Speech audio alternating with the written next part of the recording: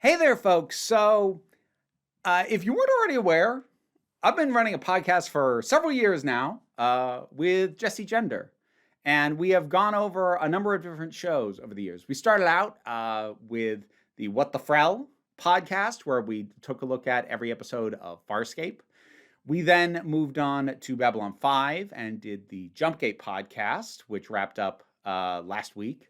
And, in the middle, during the writer's strike, we did the We Are All Pawns podcast, looking at the British show The Prisoner.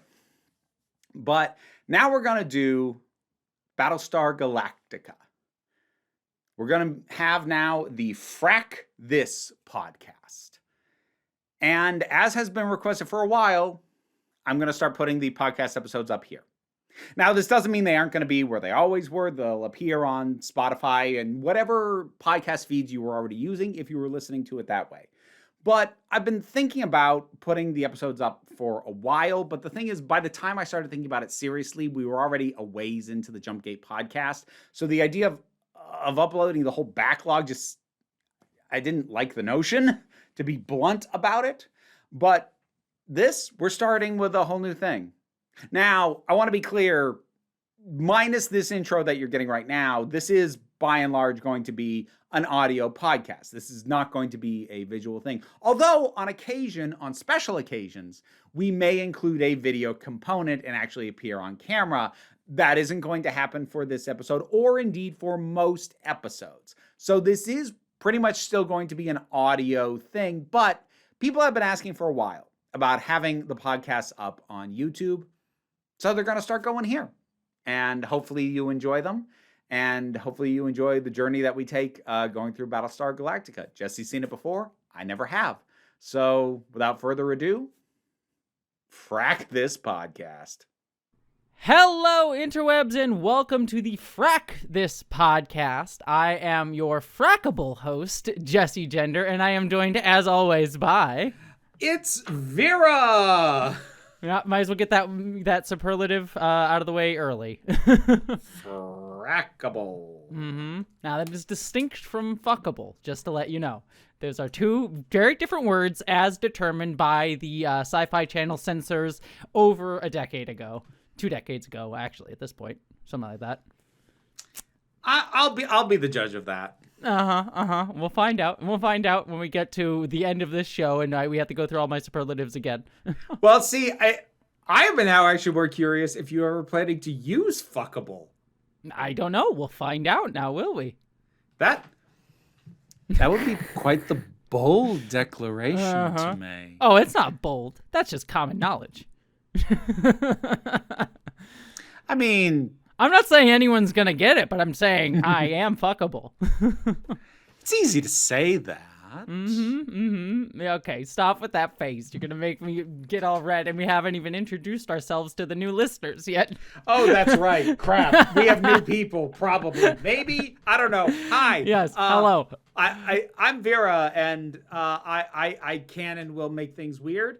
Yeah. Oh, you will. You will. Only you. Of the two of us, only you make things weird. Yeah. Yeah, no, it's purely on my shoulders.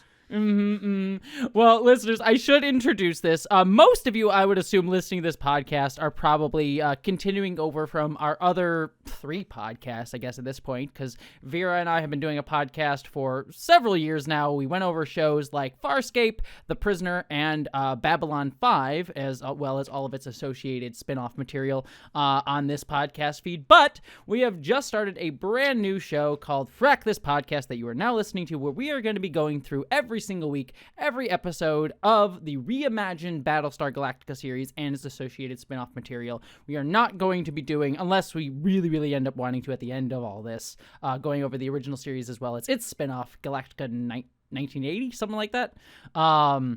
But we are going to be going over Caprica and all of that jazz. So, yes, this is a rewatch podcast where we're going to be going through it all. I have already seen the show. Vera has not, so it's going to be her first time through the show. Don't worry, I will, for any listeners who have not seen the show and are watching it with us, I will have a spoiler minute. We're going to be bringing that back at the end of every podcast. But wow, that's been a while.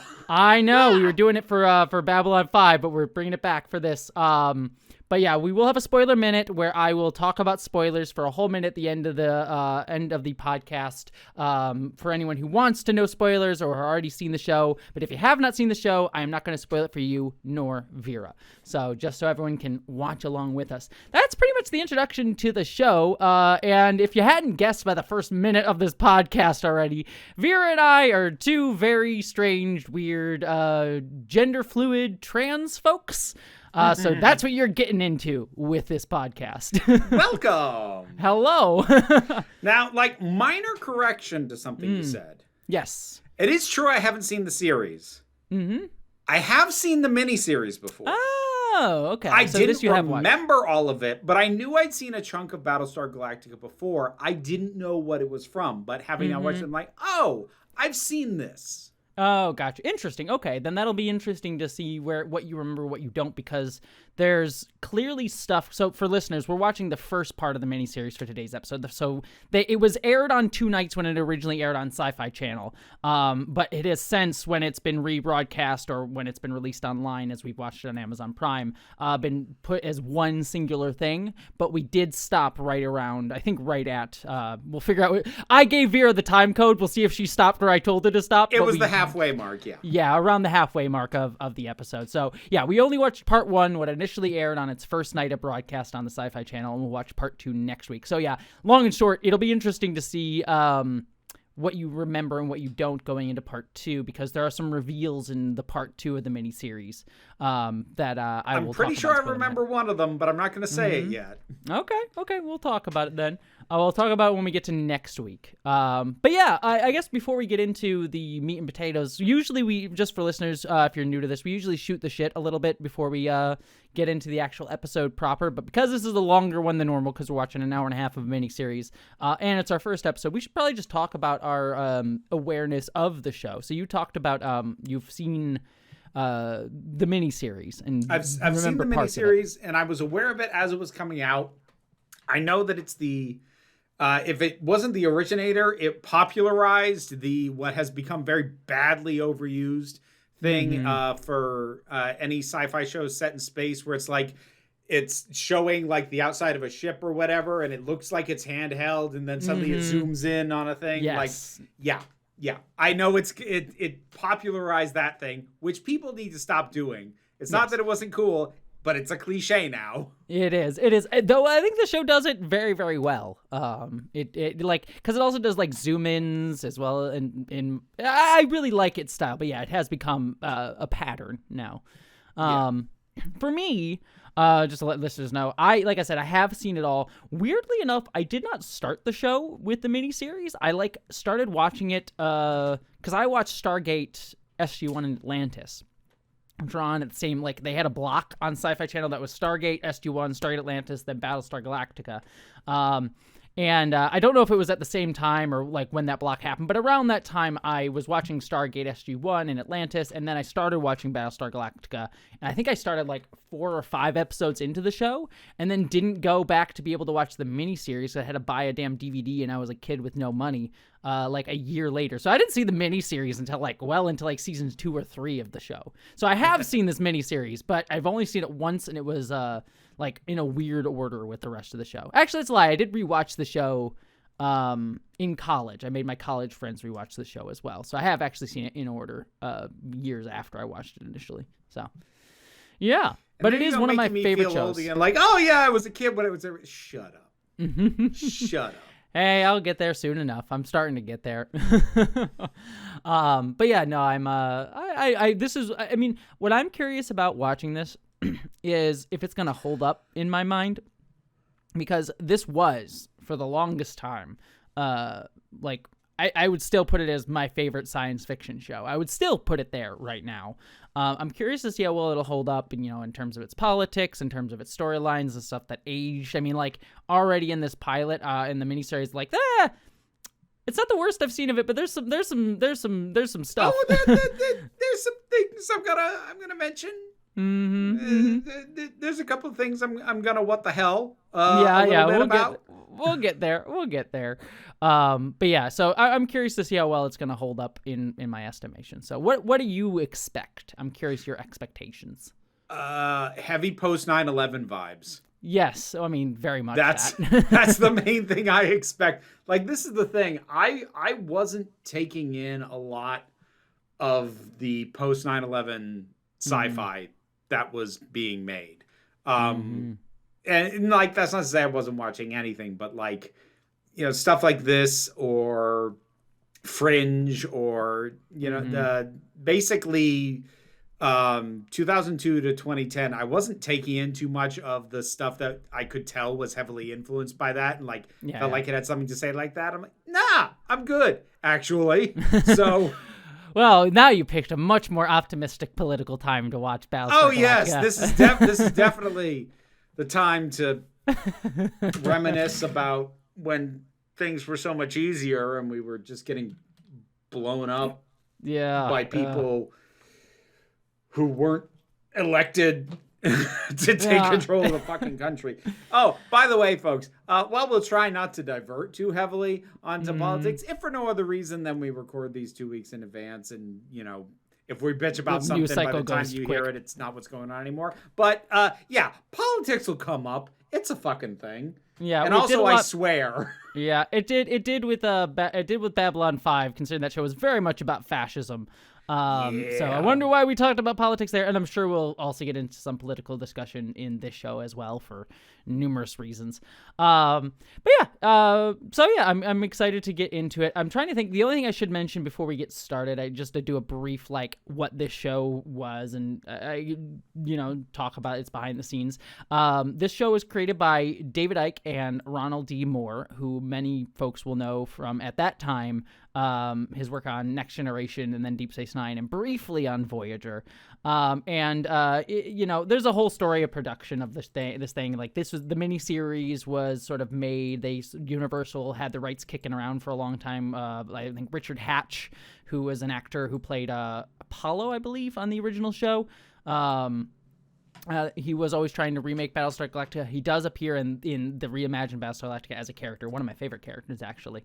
So we'll get to him. But he was trying to do it. But eventually it was settled on David Icke and Ronald D. Moore, who made it. And, one of the things that Ronald D. Moore was always kind of touching upon with this is that he loved working on Deep Space Nine. He liked working on Next Generation, got burnt out a little bit on Star Trek though at a certain point. And when he went over to Voyager, which was a show about a crew stuck in another part of the galaxy that had no way to get back to the Federation and its crew was like part of two different ships, just sort of ended up being another Star Trek show. And he was very frustrated that they never got to really play with that premise, if I can say words.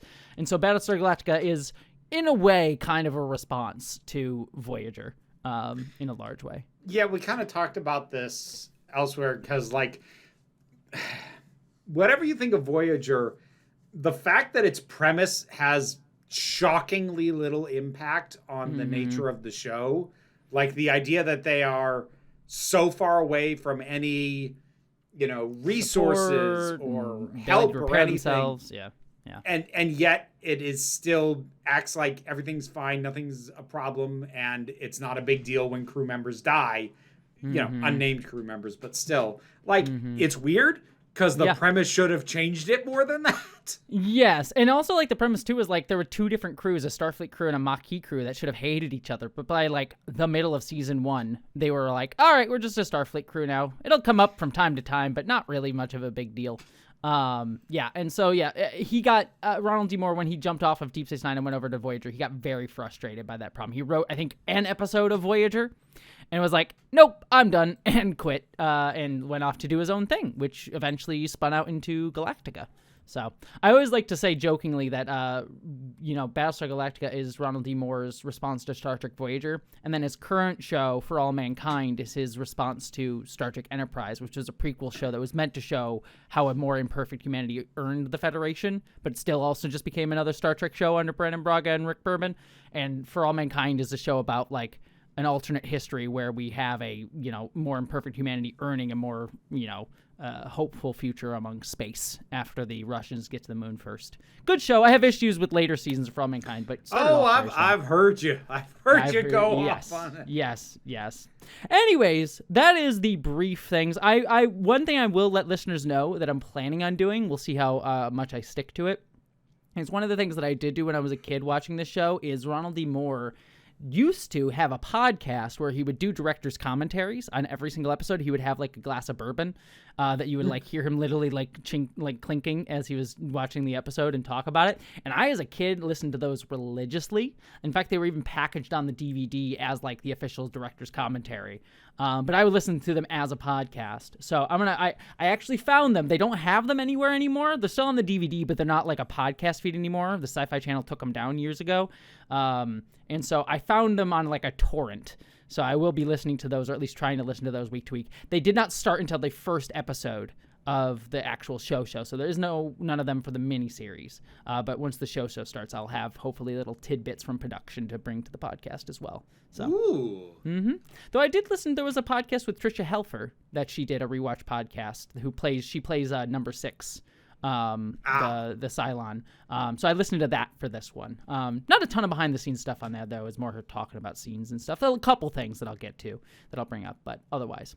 Well, now we have chatted enough. Let us get into the actual miniseries. Just so listeners know, normally I will have a terrible transition to get us into the miniseries, but since we've been talking about Battlestar Galactica anyways, it's transitioned itself. So let us get into our recap where we go through the episode. Every podcast we just go through the episode scene by scene, talk about it, and I sort of describe what's happening, and then we either stop and talk about it, we just keep moving on. Yeah, so. And then I jump in with my opinions and ruin the moment. Yep, exactly. Or when I fuck up and my notes are wrong or something like that. Because I keep in mind, listeners, this is gonna happen because it happened on Jumpgate. I am taking notes of it. Like, I'm trying to take notes of my thoughts of every episode, but I'm also taking notes so I can remember enough of it to describe the scene when we talk about it. So, like, I will fuck up some details here and there that Vera will more than likely be strongly corrective of. But she's not the one who has to take all the goddamn notes. So, just know that I'm trying my best, all right? I had to be the one to synopsize both the premiere and the finale on The Prisoner. I feel like that buys me a lot. It did leeway. For all of Babylon 5. Now we're on Battlestar Galactica, bitch. Now I can complain again. Anyways. I feel like the split has already started. We're trying to pull rank. Yeah, we are. Yeah. Who's the president? Who's the commander? Exactly. Yeah, you're trying to take orders from a school teacher? Anyways. Well. I'll have you know I'm no school teacher. I am a whore. Those aren't mutually exclusive. at least according to the Trump administration. Anyways, anywho, no politics. Let's get into this. All right, this show is set after 9. No. There's no politics in Battlestar Galactica. Don't you try and insert politics. Don't get your wokeness in my war and political struggle. Shit. Anyways, we start off the episode where we get to see what we will learn is a station a station that has been set up to sort of facilitate diplomatic relationships between the Cylons and the humans. Over the past years, we get some text on screen that says the Cylons were created by man, created to make life easier on the 12 colonies, and then the day came when they decided to turn on the creators. After a long, bloody struggle, an armistice was decided, and the Cylons left for another world. And then this station, which we are seeing now, is the station they set up to sort of facilitate diplomatic relations. But for over 40 years, no one has seen or heard from the Cylons. So we watch one guy just sort of going through the motions, sitting on this station in the middle of the room. Yes. He's like flipping through this brief, and we get a picture of a schematic of the original Cylon design from the original show, which I thought was cute. It is. This is not set in the same continuity as the original show. I didn't assume that it was. I figured it was just an Easter egg nod. It is. There's a couple Easter eggs to the original show in this episode, as there will be throughout the series. But yeah, that is one. However, this man, it's very obvious that he is not expecting anyone to show up. But then someone does. The door on the other side of the room, out walks two CGI-looking Cylons, very different design. Sleeker. Yes, much sleeker, much sexier.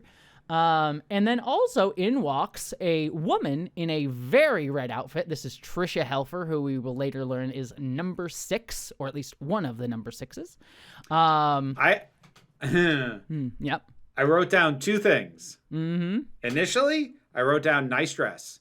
Yes. And then when she goes up to the guy who's seated there, and instead of sitting across from him, she sits on the table in front of him and gets in close. I wrote down, "Don't kiss him, please." Oh, too late. Yes. She says, "Are you alive?" And he says, "Yes." And she says, "Prove it." And she starts kissing him as the Cylon base star, which we see is dwarfing the station, blows it up. Ugh. Yeah. It's a thing with number 6's character, especially in the miniseries. Okay. This show, it's not quite to Torchwood levels. Yes, Torchwood. Oof. But this show does have, look at how much more provocative and sexy we are than your normal sci-fi show. It does have that going on, and I'm fucking sick of it already. I will say it's not, once we get into the series proper, I'm not going to say it's going to go completely away. I will say it's not as bad as this. This is definitely the most overt version of this that we will get. It will tamper down as the show goes on. Yeah. So there's a lot of sex in this episode. Yeah. So like there were a few things that because like I immediately have a million questions about the Cylons. Mm-hmm. Some of which have already been answered later on in the miniseries. Mm-hmm. Some of which have not. I hope that some of them don't go unaddressed. Mm-hmm. Because like you didn't really talk about the text crawl explaining it too much, because there are lines like, the Cylons, they decided to kill their masters. Mm-hmm. Now, just the use of that terminology implies a slave kind of situation. So then my immediate thought is something along the lines of the Animatrix with the robots, with the machines first rising up, or, what should happen in Star Wars at some goddamn point. Yeah. With the droids. No, they turned it into a joke character. No, but the Mandalorian shows that they like being slaves. They enjoy Fuck it. that show. Don't disagree. But so there's that, but then like they went off world, made their own life, mm-hmm. and are now coming back to destroy humanity. Mm-hmm. It obviously begs a question of why. Because at this point, even if there had been a struggle for freedom on the part of the Cylons at some point, that shouldn't be the case anymore. Mm-hmm. So either we're missing a fuck ton of information about the situation the Cylons were in post the previous war, or they've got some weird other motivation that I don't know what it is right now. Mm-hmm. I'm hoping if it is that, it is more complicated than just we're mad, because that would be a little disappointing. Mm-hmm. And then some of the things that I ended up wondering that do, at least some of them get answers later on in this first half of this miniseries, are things like, okay, wait, do they not value their own lives? Because she and these two other Cylons are on this thing when it blows up. Mm-hmm. That will get addressed. Yes. And I'm glad, because otherwise that immediately I'm like, what are you even doing? But like that will kind of get addressed. And then there's like, okay, the fact that the human was shocked to see her means that this is not a Blade Runner replicant situation where we made them to look like us. Yes. They are choosing of their own accord to make themselves look like us, which immediately begs the question as to why.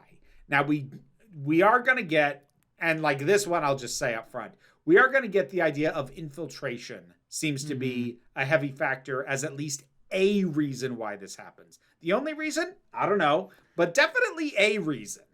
I'm not going to do any spoilers here. It's interesting some assumptions you've already made. I'll just say that. Yeah, just based on some things that you were, like a few things you were saying there, that you've made a few assumptions already initially that I'm... Well, yes. Implicitly. I know. It's just interesting. It's just interesting to me because and this is something I'm not going to... I'll leave it here just for right now. But like you already know infiltration is a thing. So like for example, I know who all the Cylons are already and who they are throughout the entire show. And it's interesting in this episode, just because I'm like, okay, I see who they kind of already knew was going to be a Cylon, and then some people who like they probably decided later on as they were writing. But or maybe they not. I need to look at the thing. I think they decided some of them they knew others. But yeah, there's definitely some like interesting ways they set that up in this episode for all of that. So I forget what it was. I think it was either like a Family Guy gag or a Robot Chicken gag, where it was like, so how do we, what do we do for the next big twist? And like, Moore just throws a dart at a dartboard with a bunch of names on it, like. They're a Cylon. Yeah. I will say it works out better than that. I don't want to get too close to giving spoilers. I will say it all works. Like there's nothing that's like, oh wow, that's wildly contradictory with something later on. But there are some ways I'm like, oh, they definitely knew this character was heading in that direction because of some things that they're doing here. But in others I'm like, yeah, they probably decided later on. So yeah. All right. Well, we move over to the Galactica after our little opening beat. And we basically learn, we kind of get one long running shot through all of the corridors of the Galactica, where we meet a bunch of our different characters through all this. It's just sort of mainly we're following Commander Adama, who is the head of the Galactica. We basically learn from him as he's sort of practicing his speech that he's going to be giving later, that the Galactica is an older ship that is about to be retired and become a museum. During this sort of walkthrough, we get to see a tour guide sort of giving a tour of the Galactica. We later learn that guy's name is Aaron Doral.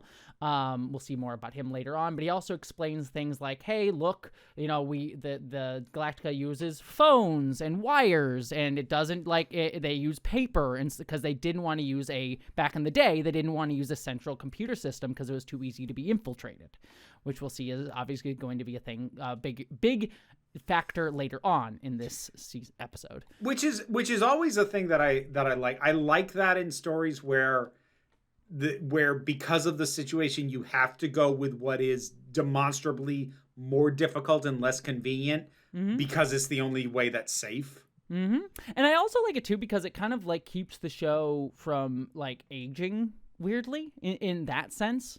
Like, yeah, it still holds up because it was already old for when they made it. Yeah, it is a point that a lot of the tech on the ship is deliberately antiquated even at the time the ship was built. So yeah, it does kind of future-proof the show to an extent, if only because this ship is never intended to be the cutting edge of technology. Even in universe. And I like it too. It's got that same original trilogy Star Wars feel of like very tactile. I don't know if we see it in this episode. We might. Yeah, I think we do. Where at like different points Adama will like talk to people over like a corded phone, which is just, so like these intense sequences he's doing over a corded phone instead of like on a screen, which I think is just a cool, fun, like very nautical vibe. Well, I was going to say it's a very submarine. Yeah. And I mean, it's even kind of set like at the CIC, which is sort of the bridge area, is sort of like all centralized on one table and everyone's sort of in rows behind them. You didn't note that in that initial thing, we also meet Starbuck. Yes, I was going to get to her. She's running through the ship as well. And we kind of get the impression that she's a bit of a hothead from this already. Like, and she's got here's the thing. The show's trying to tell me that right now. I don't buy it. Especially this first scene. I'm like, she's fine. She's jogging and chatting. Yeah, well, she's not played as like over the top. Like she's being familiar. She's running through the Galactica and she's being familiar with Adama. Like it's clearly the two of them have a relationship. We'll kind of get more hints of what that is later on. But like she and Adama are kind of friendly, which is more than you'd get from someone else. So yeah. We also meet a couple other characters during this. We get to see Colonel Ty, who is the second in command of the ship. He's clearly holding a cup of some form of alcohol that's hidden to be coffee. And then we also meet Gata, who is sort of the comm traffic guy there. We also meet Captain Kelly, who's sort of one of the like military types that's like right underneath Ty and everybody. And we also meet briefly Chief Tyrrell, who is basically the head engineer, the one who runs the sort of ground crew of the Galactica. Yep. Because for all intents and purposes, it's a giant spacefaring. Oh God, what's the word I was trying to think of? Like aircraft carrier. Thank you. Mm-hmm. Yeah, because they have Vipers, which are essentially the aircraft. They're attack fighters essentially. Yeah. Which, speaking of, we then cut to, after this opening sequence, Adama down in the Viper wing, where they keep all the Vipers, and Chief Tyrrell showcases to Adama a Mark II Viper, which is very clearly meant to be a very old style of Viper, and it's even revealed that this is the one that Adama used to fly way back in the day. And Adama seems very, very touched by it, by this surprise by his crew. They said they, found it, and, they found it, it was decommissioned, and they want to have it in the ceremony. And Adama's very touched, and he sees a picture. He's being given a picture of him in younger days, a badly photoshopped picture of him in his younger days. Okay, so yeah, here's the thing with this picture. Kids, I'll say. Yeah. Initially, they hand it to him, and you kind of see it just enough to see what it is, and it looks fine. Then they do a close up on it. I'm like, oh no, no, you shouldn't have done that. That was a bad idea. Yeah. But yeah, so we get to see that he's very touched by this. There's a very odd moment that you glossed over that I don't know what to make of. Yeah. Because during his walkthrough, he passes through the command center, and somebody, he's like, anything unusual, and somebody mentions to him, the ship from the whatever the platform was that we saw get destroyed in the beginning. Oh yes. They haven't checked in yet. Do you want us, to send somebody out? Maybe he's out of fuel or needs help. And his response is, I think we've got more important things to do, don't you? Mm-hmm. And that strikes me as really fucking weird. Not the attitude, but the specifics of the line. I buy that he assumes everything is fine and it's not where he wants to put his attention. But the fact that he wouldn't say, yeah, just to be sure, or keep me posted, or something like, a ship's missing, dude, and you don't fucking care. It's really weird. The way, if I recall, I have to go back and listen to it. Maybe you'll correct me on this. If I recall, I think it was people asking to see if anyone was available to check on that ship. And his response was, I think we've got more important things to deal with, which is hey, our ship's getting decommissioned today. I'm worrying about that. And it wasn't hey, this is a ship that is under my, I need to be the one checking in on this. It was more can anyone check on this? Not us. We got shit to do. Is kind of the vibe, which I buy better. And I think that was the intention. It might have been. It just struck me as odd. Yeah, I think that's the implication. That was how I read it, at least. But people can correct us if they want to go back in and check. We then cut to another scene where Colonel Ty is putting alcohol in his cup again, so we get the idea that this guy is definitely an alcoholic. And then he's playing poker with Starbuck, and also two characters who we'll meet a little bit more. We'll learn a little bit more later, called Hilo and Boomer, who are also pilots as well. And Ty is clearly poking the bear with Starbuck a little bit, where he's calling it Starbuck, calling her chicken, which I did learn in the podcast was something that he that was an ad lib by the actor. That was something that he added, which was kind of fun. Starbuck sort of responds to this by saying, "How's the wife?" which clearly ticks off Ty. And it leads to eventually, after they sort of snipe at each other a couple times, Starbuck keeps asking about his wife, he eventually flips over the table. Well, no, let's back up. Let's back up. Let's be clear at what instigates him flipping over the table. Mm-hmm. Fucking nothing. I mean that. Yes, they've been sniping at each other. Yes, she pokes him about his wife. But then she just wins the hand. And she's mildly gloating, but she's also doing it to everybody at the table. She's not even doing it specifically at him, and he flips the table. He is not directly responding to fucking anything. Yeah, there's been a buildup of tension, yes, but there isn't a moment or a thing that happens that makes him snap. He snaps in his own time. Mm-hmm. Yeah, that is true. I mean, obviously, alcohol is clearly implied to be. Oh, part of that as well. Yeah. I just want to make this point because of how big an asshole this guy is. Mm-hmm. Because I think he's in the wrong no matter what. But I think if you create a picture where it's like, oh, and they're back and forth, and then he gets mad, it creates the implication that maybe Starbuck went too far. No, she met him as he was picking on her. He was poking her, yeah. Yeah, he started it. She matched him. She basically stopped, and then he flips a table. Yes, he was definitely, like, to be clear, he is the instigator in every instance of this. Like, Starbuck definitely is willing to go toe-to-toe with him and not giving, not well, yeah, because she punches him in the head. Yeah, well, it's also, like, when she, like, says, how's the wife? Like, it is portrayed as, like, she's a little bit of the hothead, but, like, no, he's the one that's instigating this, and she's kind of the one just like, I'm giving back what you're giving me. And yes, and then he flips the table and she punches him, and he instantaneously basically goes like, all right, take her to the brig. She's going to be put up on charges for punching a superior officer. So. Yeah. Mm-hmm. So, yeah, Ty. Fuck this guy. Yep, Ty is a dick. If you didn't get it, Ty is no. I got it. It's hard to miss. Yes. Oh, Ty, he is an interesting character. It's interesting because it's like, yeah, Ty is a dick. It's an interesting, like, oh man, he has an arc. Anyways, we then cut to Adama, like implied to be a little while later, where Adama is talking to Ty, and he's basically trying to talk him out of it. It's like, are you really gonna press charges? Like, come on, Starbuck is the best fighter pilot I've ever seen. And even Adama, and he like kind of like he acknowledges like, I see you started the day early, and Ty's saying I was off duty. So like Adama's aware of his alcoholism. It's implied. Well, Adama says, and you kicked over the table, and he goes, no, I didn't. Unless I did. Like, he honestly can't seem to remember. That's how fucking drunk he is. Mm-hmm. Yes, and it's one of those seems like, hey, kind of the vibe is like, look, I know about it, but, like, we're on a ship that's not doing shit really much anymore, so, like, I let it pass, but I'm aware. It's not worth writing you up because, like, we're all... this ship and I are about to both retire, so just... Yes. Yeah, and they also seem to be friends, too, to a degree. Yeah. And it's also, and Ty points out, too, that Adama has a soft spot for her as well. For a Starbuck, I should say. Also, something to make mention of, just because I think if I don't bring it up, other people will.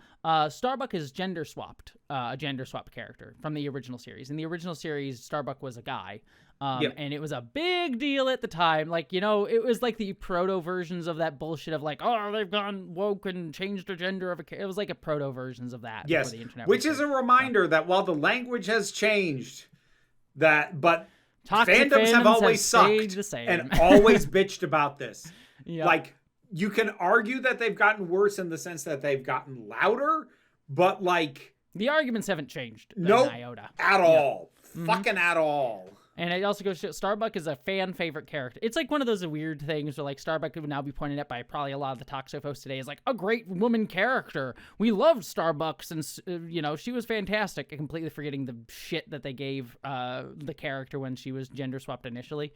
It's just one of those like their memory of a goldfish. Memory of a goldfish. Oh yeah, like it's the exact same thing with Doctor Who. Like every time they bitch about the queers, they're like, well, we were fine with Captain Jack. No, you fucking weren't. No, you weren't. I was in the fan forums in 2005. I fucking remember I was there. What you people I saw were it like. happen. Don't tell me that it didn't happen. Yeah, like it. Oh, that shit pisses me off. I know. The rewriting of fandom history. We were fine with that. No, you weren't. You act like you were now because you look like an asshole bitching about the thing that everybody liked. But no, you weren't okay. Either that or they were kids at the time or weren't aware of it and now are just making the same argument without recognizing the history. It's one or the other. It's either bad faith or they're ignorant, in which case they're still upholding the same bullshit. So, because it's just ignorance is no excuse sometimes for being a dick. So yeah.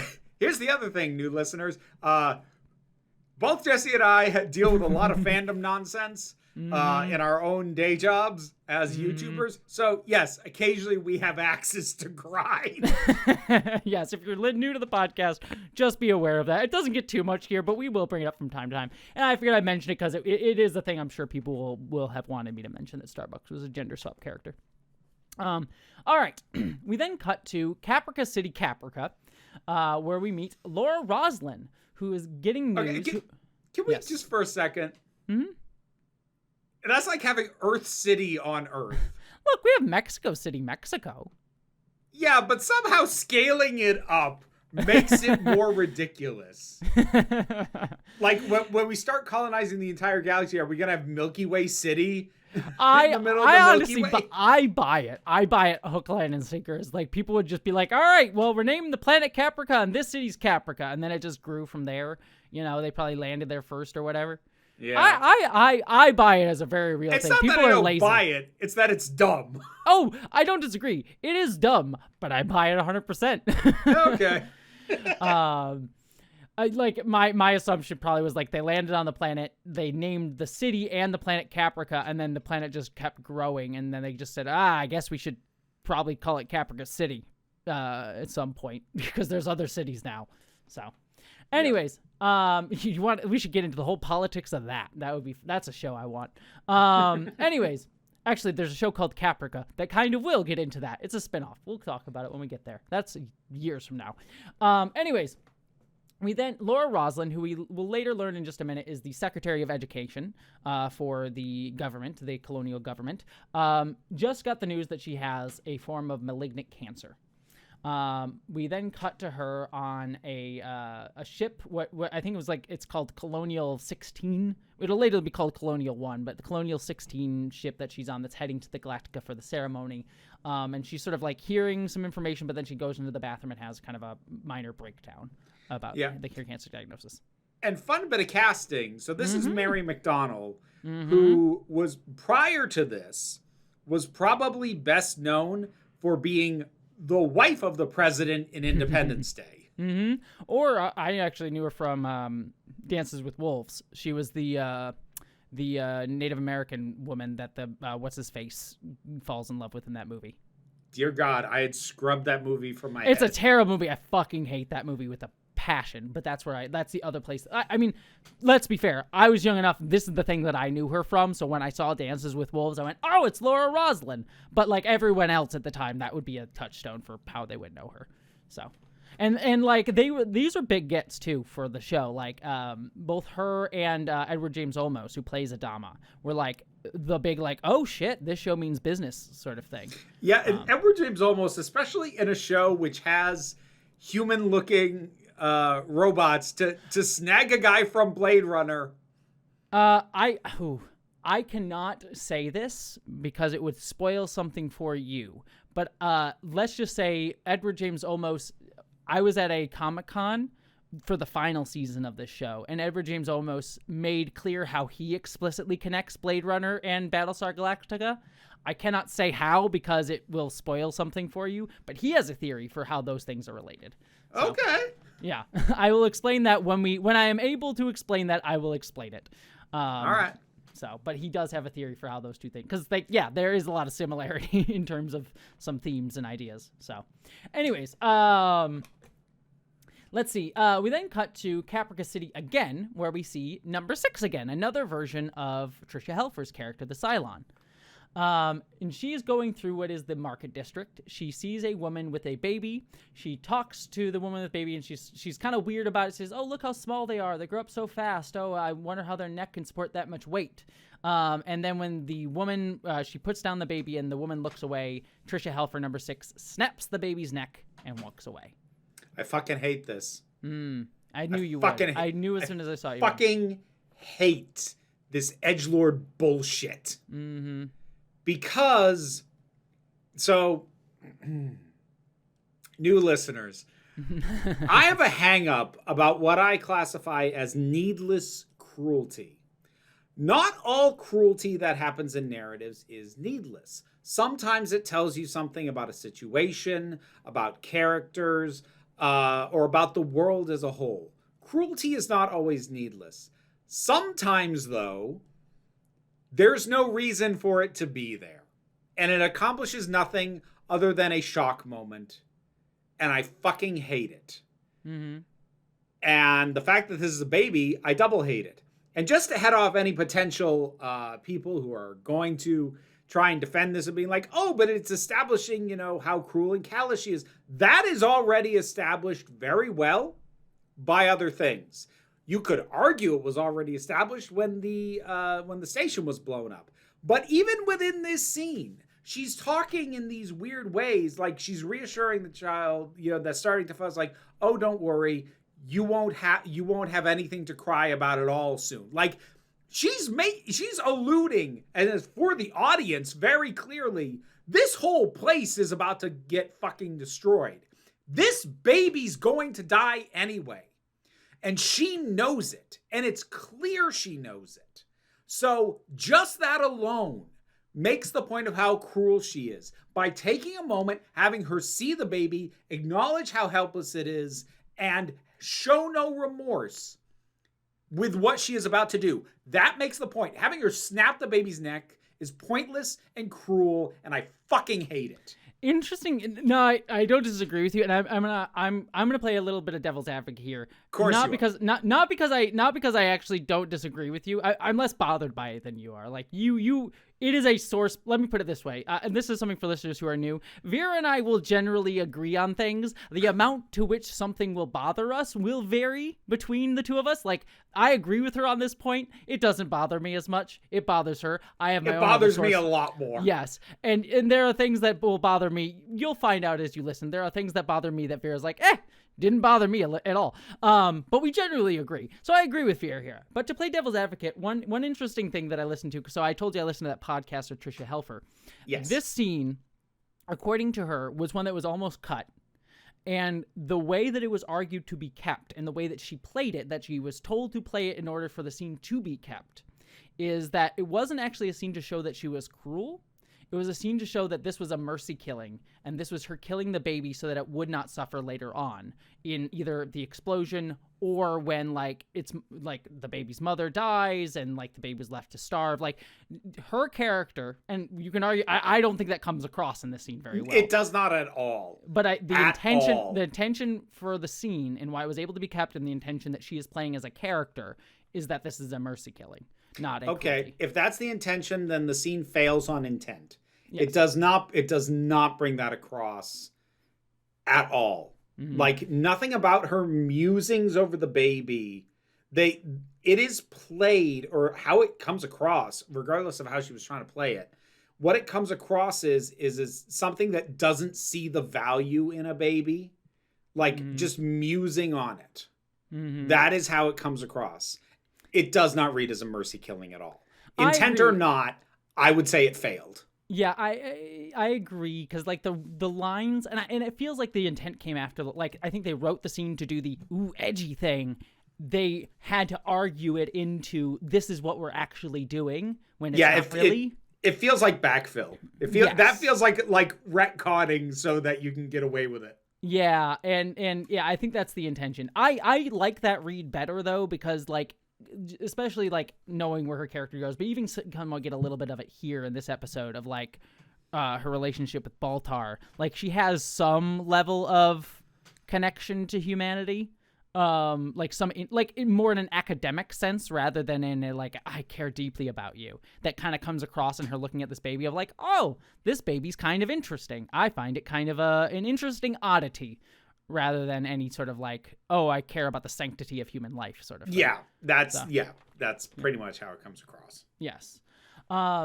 Anyways, speaking of that, we then cut to a spotlight, an interview program on the Caprica City's equivalent of television. And they are interviewing Gaius Baltar. I wrote in my notes, my favorite piece of shit. I can say that because you already get that vibe from this episode. But yes, he will be your favorite character to love to hate. At least I hope so, because he's one of mine. We'll see. Those characters are hard to balance. You saw what I thought of fucking Max from Crusade. Crusade, yes. I agree with you. Baltar, one of my favorites. Like Max wishes he was Baltar.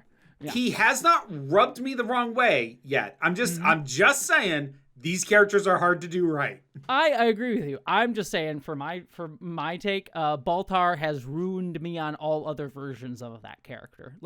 He is the standard by which I measure. He may not hold up for that for you, and also that may be my nostalgia putting him in that way. Like, we'll see how he holds up as we go through.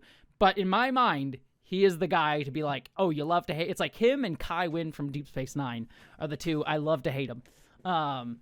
I will protect them as my favorite babies to hate, I guess is the way to put it. I don't know why I put it that way. That's a weird way to put that. Anyways. You're not a parent. Yeah, no, that was weird. I hate that. I hate that I said that. We're going to keep going on. Anyways, Baltar is basically, during the interview, we kind of get some information about him. He is a consult for the Ministry of Defense. He is pretty much very well regarded as one of the highest minds in computers, and he has controversial views on advancing computer technology. Namely, he wants to get rid of the ban on AI that was put in place after the Cylon Wars. So yeah, controversial figure, playboy kind of guy.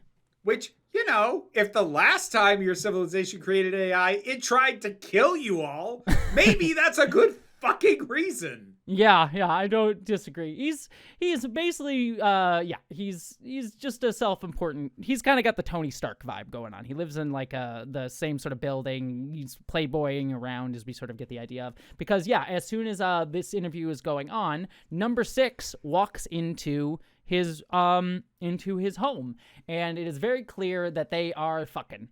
Like she says, "Oh, your body's like." They start fucking. Like, yeah. Oh yeah. No. Yeah. Oh yeah, they start having sex, and Number 6 starts saying things like, "Oh, your body misses me, but what about your heart?" And it's clear Gaius is sort of like, "Yeah, I totally love you, babe. It's great." Like that's sort of the implication.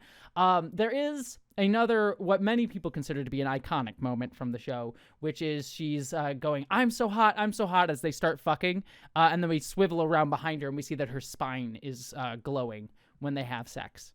So see, the image I like, the "I'm so hot" thing is it's stupid. Yeah, it's very much like the I'm like, it's very like weird way to write women. It's men writing women thing.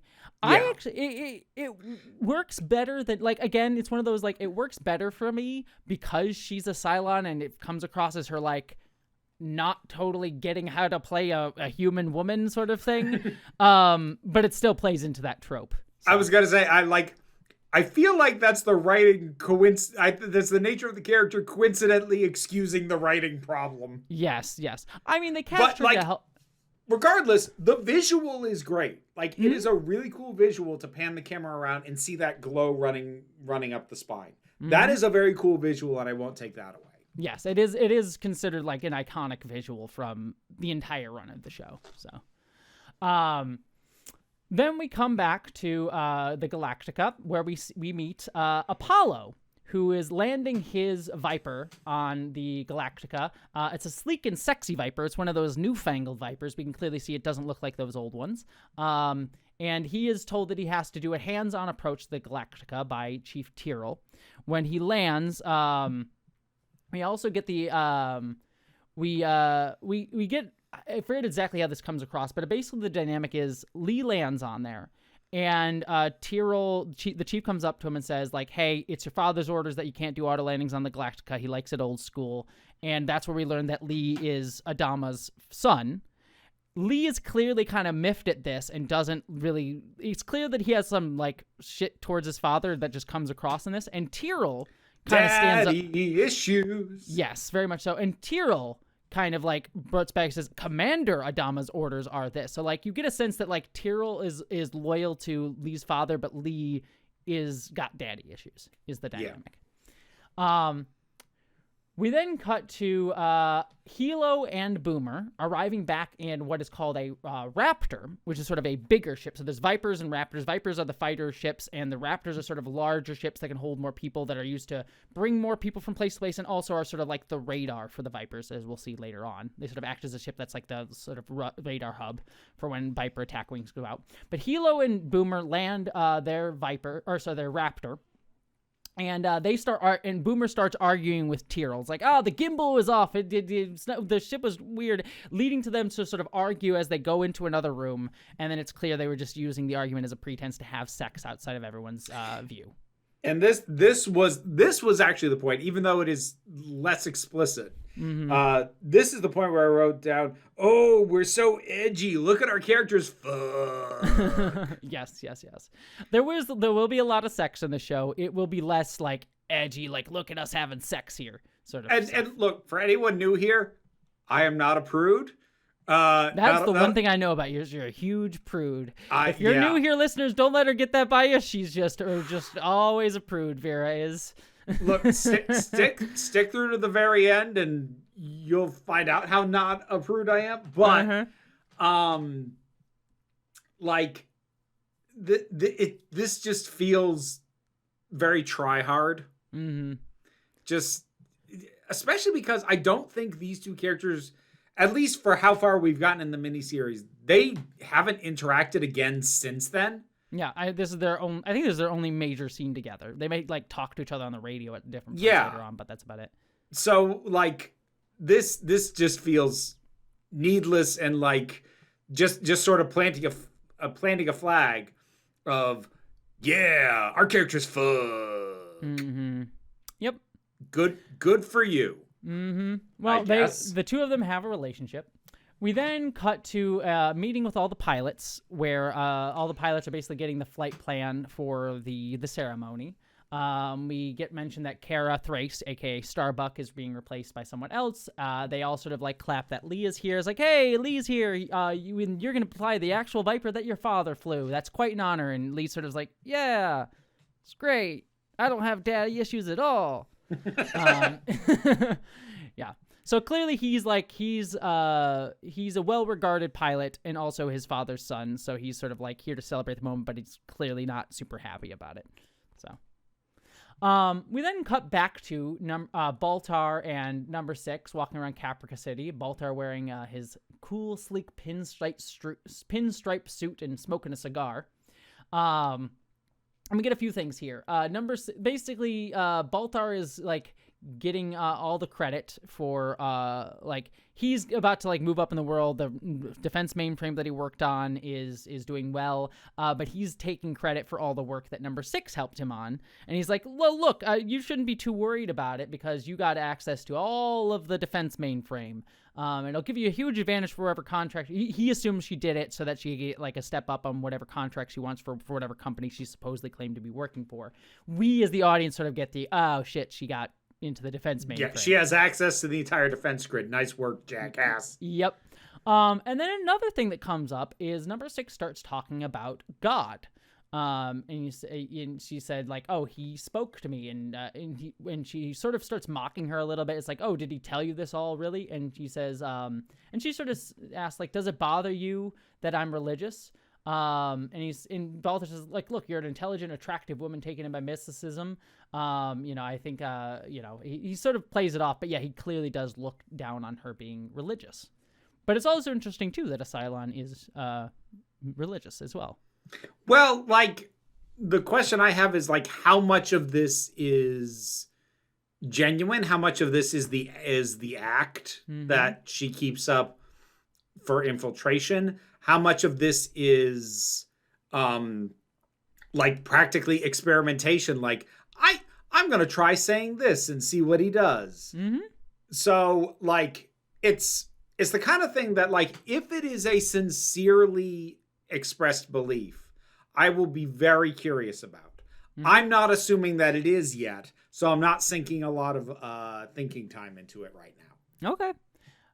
I would start thinking about sinking some thinking time into it. That's all I'll say. Because yes, that will be a big deal. But anyways, we then cut back to the Galactica. Oh, and we also get a scene like Baltar walks off, and number 6 clearly turns to talk to someone. He says, "Oh, I wondered when you get here." She says to someone off camera, but we don't see who that is. Spoilers, we never will. I mean, actually, I do think we do get an answer to it, but it comes like in a side movie forever from now, and it's not that important. But suffice to say, she's meeting with somebody about stuff. Anyways, we then cut to the Galactica. And we see that it's being turned into a museum. We see old Cylon models, like from the original show in the museum, and old base stars, like Cylon base stars. So some Easter eggy references there. But then we have Roslyn and her aide, whose name I didn't catch. He does become a regular character on the show, but I forgot. He's one of those characters who I've forgotten because there's so many, but I'll just call him her aide because he'll be around. But Rosalind arrives on the ship, her aide arrives on the ship, and they run into Aaron Dorrell, who was the tour guide from earlier. He introduces himself as from public relations, and they sort of start heading off, but Rosalind's aide gets lost, and she follows a woman who we'll later learn is named Dee into the bathroom, where we see a bunch. It's like very Starship Troopers, like a bunch of men and women working together, like, bathing together and all that jazz. Not naked, but like in the bathroom. Yeah, I was gonna say, like, if they could have gotten away with it, they all would have been naked. Oh, I'm sure they would have. But yeah, it's kind of that vibe. And yeah, Dee kind of hazes the aide a little bit, saying like, "Oh, I never would have guessed you're a visitor," sort of thing. So there's a little bit of like playful, like making fun of him. It's nothing too cruel. It's just sort of like, yeah, I never would have guessed. We then cut to Adama arguing with Rosalind. Rosalind basically says, like, I want to have computerized, I want to have some, like, networked computers on this ship. And Adama's putting his foot down saying, like, hey, a lot of people died during the Cylon War, and as long as I'm commander here, there's going to be no computerized, there's going to be no network computers here. I know it's going to hurt the teachers from being able to teach on the ship, but it's not happening under my watch. Yeah. So, yep. We then cut to Lee going to visit Starbuck in the brig. And again, we get the implication that the two of them are friends, that they know each other. Like Lee sort of says, like, "Oh, this looks familiar." I've been. And Starbuck says, "Yeah, I got charged for sticking it to a superior asshole." And they kind of have some jokes back and forth about that. But basically, we sort of get the implication, Starbuck starts talking about Adama and saying, hey, we haven't seen each other in 2 years. You haven't seen him in 2 years, but he's, still thinks about the funeral every couple months. He talks to me about it. And we basically learn that Lee's brother, Zach, died in some sort of accident, and Lee holds Adama responsible for this, which Starbuck pushes back on. She seems very angry that Lee holds a grudge against his father for this situation. Yeah, and we also have an implication that Starbuck at the very least knew his brother might have been romantically involved with him, which was a massive relief, because I was practically expecting these two to start making out through the bars, and then I would have really been pissed off. Yes. Because, like, everyone's fucking. Stop already! No, I need to remember. I don't think these two ever get a relationship on this show. They might be, but I do remember them being just a really cool, close friendship throughout the show, which I do really appreciate. That would be lovely. That might shift at certain point. I don't remember every beat of the show, but I remember them two just being very close, platonic friends throughout the show. So that would be wonderful. But yeah, so clearly old friends and sort of a weird triangle thing with Adama going on there.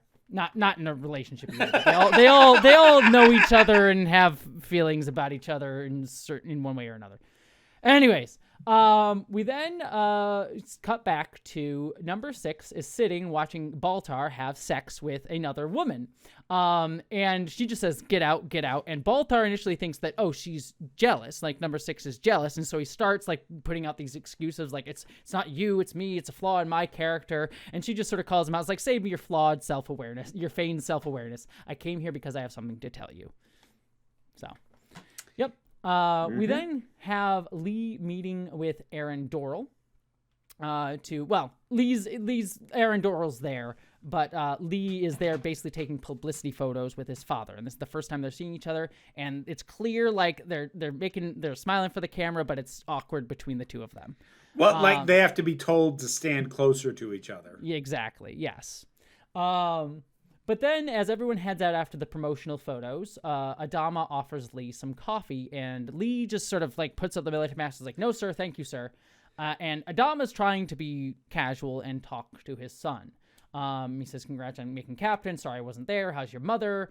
And Lee says, "Getting married," and he's like, "Good for her." And Lee just wants to get out of the room. And Adama sort of points out, like, you've been here for an hour, and Lee just sort of goes, like, I was ordered to be here. I was ordered to be doing this. I was not ordered to have any heart-to-heart with my old man. And then they start basically getting into an argument, or at least Lee sort of starts, like, throwing it at Adama, and basically saying, like, it's your fault that Zach died.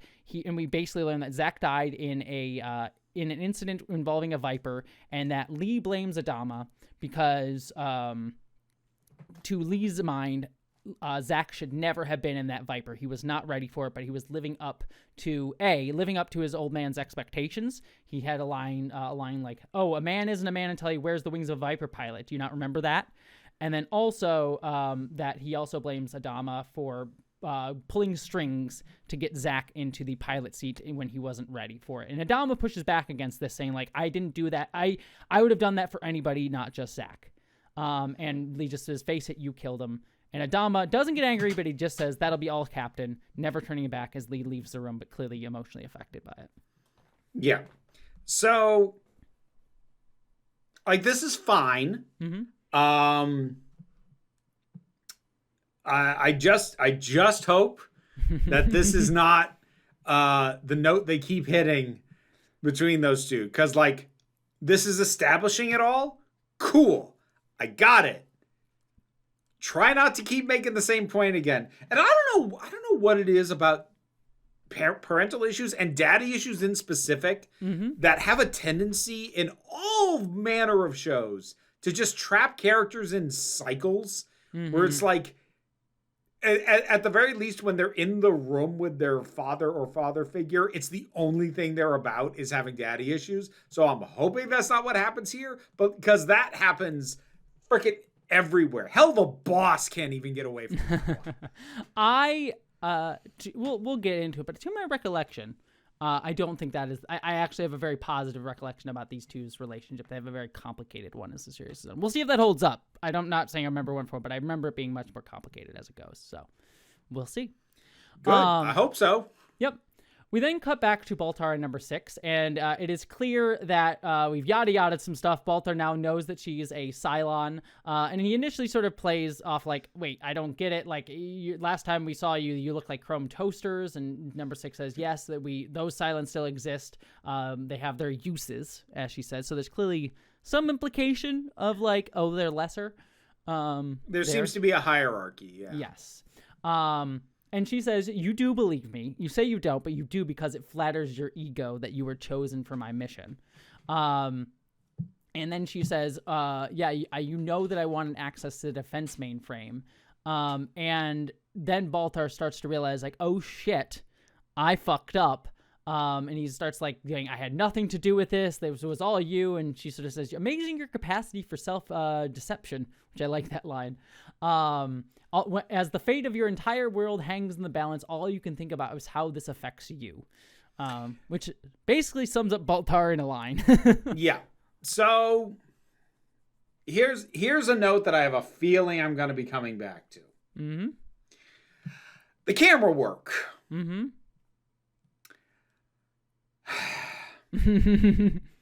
I maybe cut down on the camera operator's coffee so that he can hold the camera steadier than this. Uh-huh. Look, I'm not intrinsically against handheld camera work.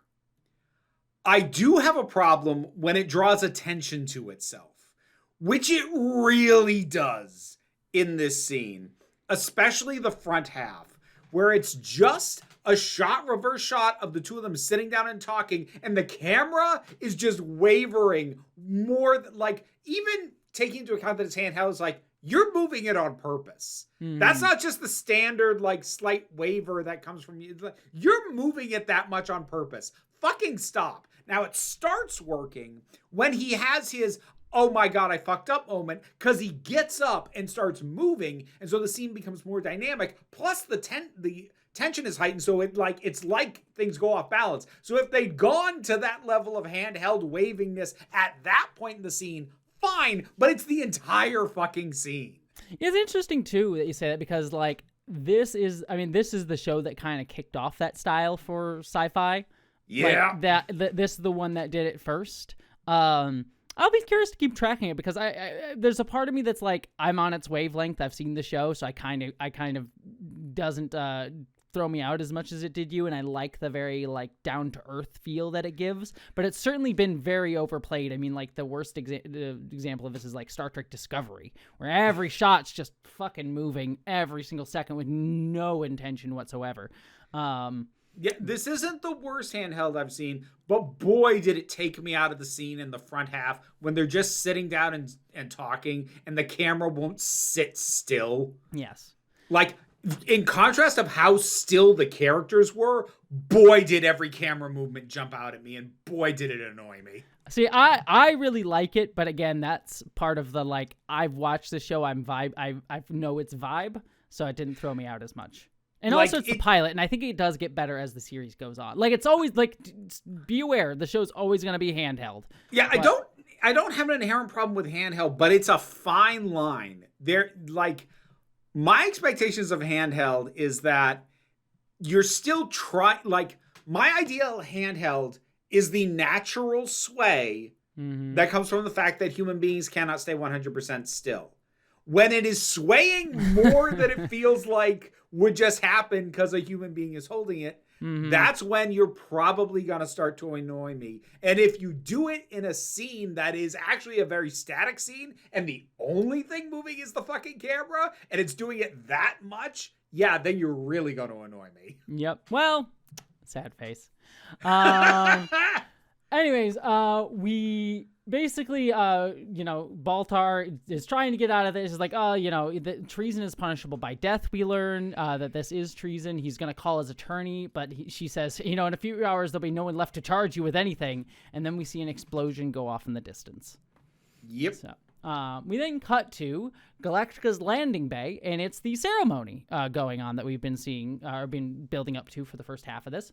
The ceremonial flyby happens. We see the Vipers go across. The original Battlestar Galactica theme plays, which is another fun little Easter egg. Oh, is that what they were playing on the trumpets? Yeah, the bump That's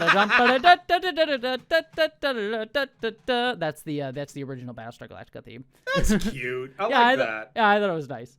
It's like, it doesn't draw, like, if you don't know, those are the type of Easter eggs that I like, where it's like, if you don't know it, it's not gonna throw you out. It doesn't like draw attention to itself. But if you do, you're like, oh, that's cute. I just like some of the more modern day stuff where it's like, hey, look at this Easter egg. That's the thing. Hey, like that bugs me more. Stuff like this is cute. Have a member berry. Yeah, exactly. This stuff is cute. But yes, Aaron Dorrell again introduces, I say his name every single time just because it's Aaron Dorrell. Aaron Dorrell introduces the last commander of the Galactica, and Adama gets up and is about to give his speech. And we start to hear this version of the speech that we've heard him practicing before. But then he goes off book. At least it's implied to be he goes off book. And he starts talking about, like, why we sacrifice so much in the cause of freedom. The price of the uniform can be high. Sometimes it's too high. We fought silence to save ourselves from extinction, but we never stopped to ask why we as a people were worth saving. We commit all of our sins on our children, refusing to accept responsibility. We decided to play God, create life, and say it wasn't our fault. But eventually you can't play God and wash your hands of the things you created. You can't hide from the things you've done. And it's very clear, like, this is about the Cylons, but also Lee is listening in on this, and you can kind of get the implication that, like, he's talking about his relationship with his son and what happened with Zach as well. Yes. So this might flatly just be a side effect of the fact that he's talking about two things at once. Mm-hmm. But he said something that I was like, ooh, and then he said something else and I was like, oh. Mm-hmm. So, like, he has the whole, we tell ourselves that it wasn't our fault. Mm-hmm. Not really. Now, like, that, yes, has double meaning. But I know what that means in regards to Lee. And what he could potentially mean in regards to the Cylons, that was where I was kind of like, ooh. Like, what is there in the background that, like, what responsibility does humanity have for what is currently happening? And then he says, well, we can't play God. And I went, oh. Because that, like, I'm not taking that as read as the show's thesis, but that's all I've got to go on right now. And if the show's conclusion is basically just, well, humans were wrong because they played God, if that's all you've got to say, then go to a fucking philosophy 101 class and get out of my way. Like that is the most basic bare bones, and you can get away with it in a cheesy thing like Jurassic Park was, back when it was still good. You can get away with this general notion of, oh, well, we can't play God in something cheesy. If you're trying to be serious, you need more than that, because that is the vaguest bullshit notion that gets played off as a deep thought. Well, all I will say, I'm going to try and say this without doing any spoiler stuff. This is the second allusion to God in the show. And I would go to say that it is a large theme of the series. I don't have a problem with religious allegory and themes of God. Oh, just wait. It better run deeper than man shouldn't play God. Because if that's what we're doing, that's the fucking kiddie pool of this idea. And so that's kind of my thing. I don't have a problem delving into that idea, but almost nothing does. They just skim the surface up. Oh, we shouldn't play God. I'm like, you gonna go deeper on that? You gonna extrapolate? No, we shouldn't play God. I'm like, oh, well, fuck it. I will say this. The show will go way deeper on that notion specifically. Good. This opening thing is definitely a call to the themes of the show, like what the show is kind of going to be about. I will say it will be very much deeper than just that notion, but it will interrogate some of like the stuff. I'm trying to dance around stuff. A lot of what's going on here will be interrogated throughout the show. So okay, yeah, cool. So Apollo was listening to this. Adama sits down and Ty says, "You surprising son of a bitch." So it's clear he kind of went off book a little bit for this speech. But then we have Apollo escorting everyone back to... we basically, the next scene is we see Laura Roslin's ship, the sort of, Caprica one or whatever. Colonial one. Which it will be. It will become Colonial one in just a minute. Apollo is going to be escorting Colonial 16 back to Caprica in the older Viper, making note that it is the older Viper that he's in. We then cut back to Baltar watching the news, and he's seeing explosions happening all over Caprica. We even have a poor weather guy standing out in the middle of a nuclear holocaust for a hot second. A very hot second. Yeah, very, very hot nice choice of words there, Jesse. Yeah. Anyways, Baltar is freaking out. He's like, what have I done? I need to plan my escape. And then he sort of starts going off on number 6, and he says, well, you're here. You must have an escape plan. You wouldn't want to be here and just die with everyone else. And this is where we get a little bit of lore stuff where number 6 explains, when this body dies, my memory wakes up somewhere else in an identical body. So there are numerous versions of her, and she says there are 12 models. I am number 6. So we basically, and I'll just tell you this, when she says that, she means there are 12 different models that she is the 6th version of, but there are multiple number 6s. That is what I figured. I figured that means there are 11 other covert Cylons, and we're seeding that idea now. Now, here's something I'm gonna note now, because I will be real curious to see if this gets contradicted later. Mm-hmm.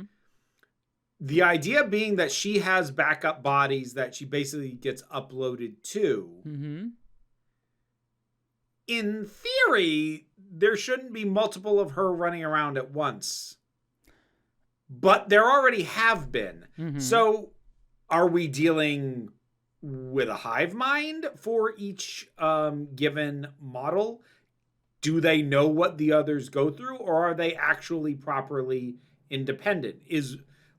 Okay, I will take that there are somewhere inactive bodies that she will get uploaded to, but also we know the one that was on the outpost thing blew up.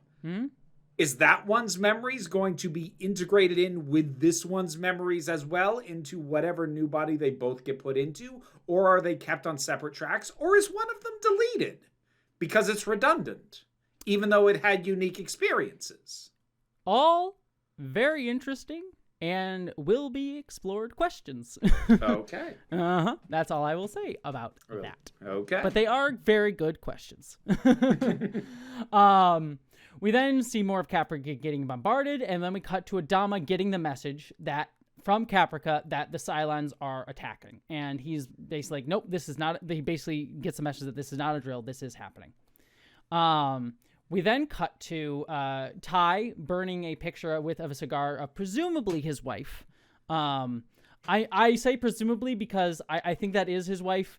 I will say, and I won't say in what context we see her, whether it be in flashback, present day, whatever, they do change the actress on his wife. So I was going to say, like, that might be a good idea, partially because the shot of the picture is pretty quick, and for a second, I thought it was number 6. It is not. It is not. Yeah. Okay. But, like, probably a good idea to change the actress because, like, it was similar enough that it was throwing me off. Yes. I will not say what context we meet the actress in, but there will be an actress for his wife at some point. Yeah. I actually, that was one of the things that I remembered when I watched this the first time. I thought that's what it was revealing, that, like, he had been married to another version of number 6. No. Was what I remember thinking at the time. Yeah. Maybe that was their intention right now, but I don't think that was, and I think that's probably partially why they changed it, or they just had like a stock photo that they were using here, and then they're like, well, shit, we have a storyline that's going to involve this character, we should cast somebody that we can get, sort of thing. Either way. Yeah. But anyways, Ty comes up to the CIC, and he initially thinks that this is a prank. He's like, they're just playing a joke on you, and Dama's like, no, I don't think so. We hear that other Battlestars are engaged the Cylons. It says the Battlestar Atlantia, under the control of some general who's named, is taking control of the fleet, and he says another seminal line, as of this moment, we are at war. I just know that because there was a video game, there was a Battlestar Galactica video game I played, and whenever you turn on the game, it would say that quote, as of this moment, we are at war. So I just remember that line so much. But yeah, he says, you've trained for this, you're ready for this, trust your fellow teammates. We'll get further updates as we go.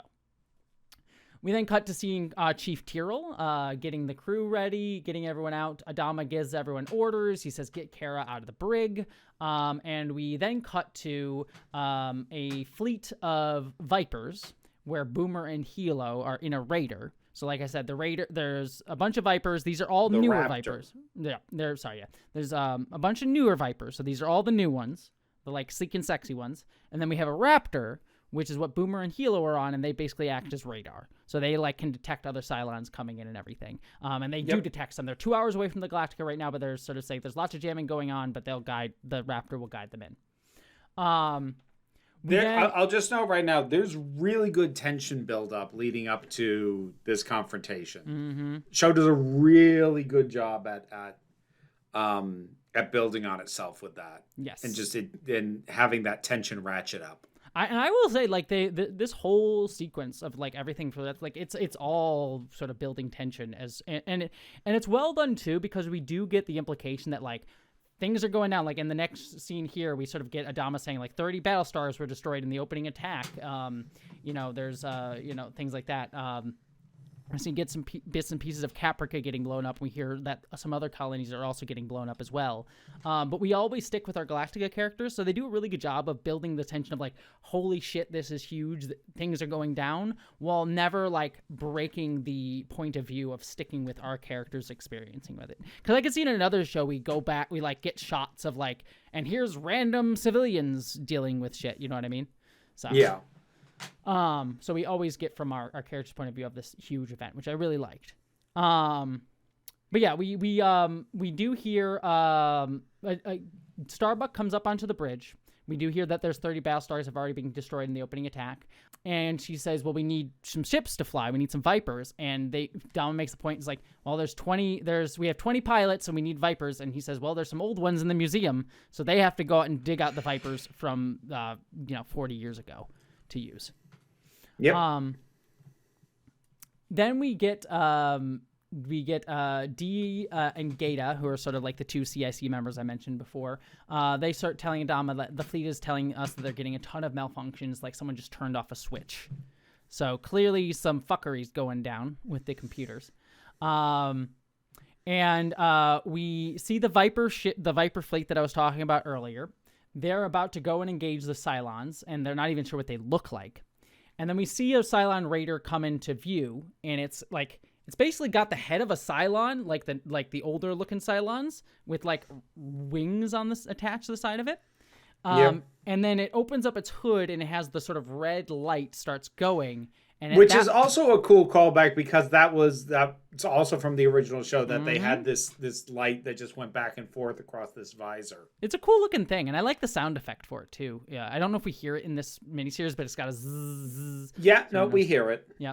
But when it starts doing that, all of the Vipers instantaneously lose their power. And they start floating and bumping into each other.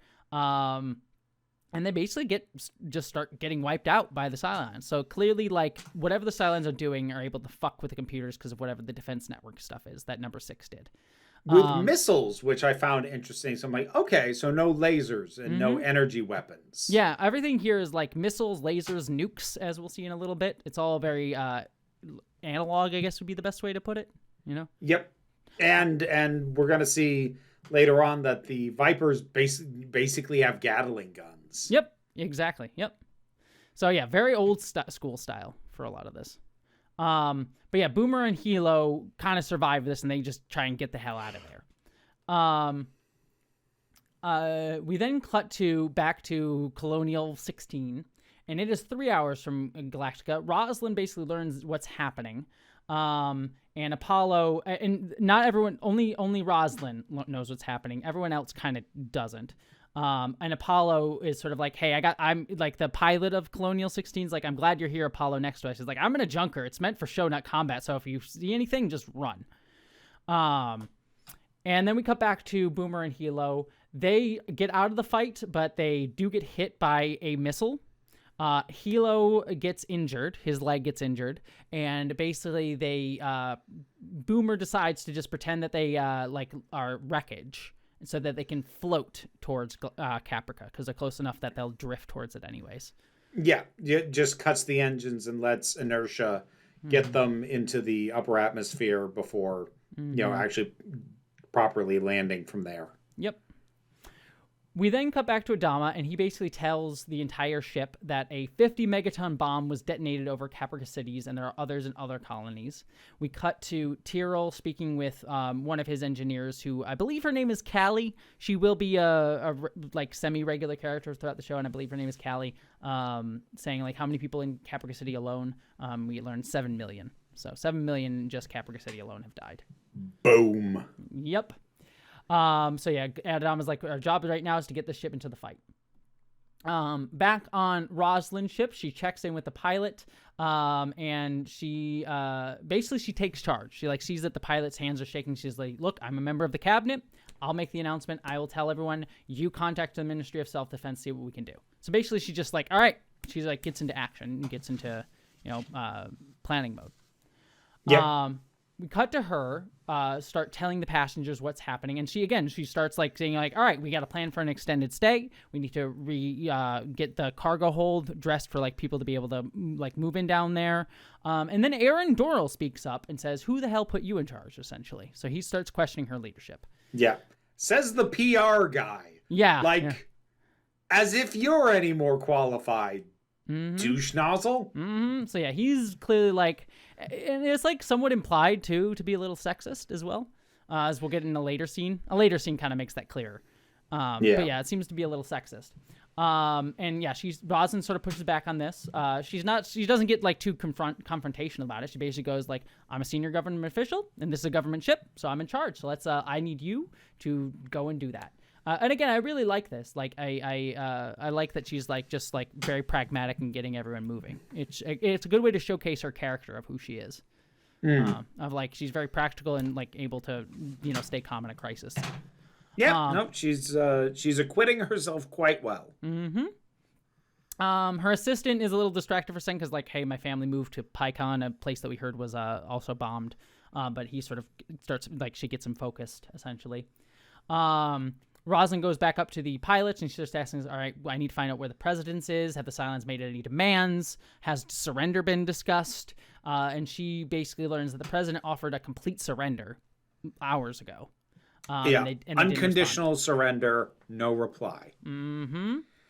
Which means that the Cylons are not attacking humans for another goal, wiping them out is the point. Yes, that is. Because otherwise, you accept the surrender and then do whatever it was you were actually trying to do that made you have to fight them. But if wiping them out is the reason you're doing this, then no, you don't respond to a surrender. Yep, the very clear intention is that they intend to genocide all of humanity.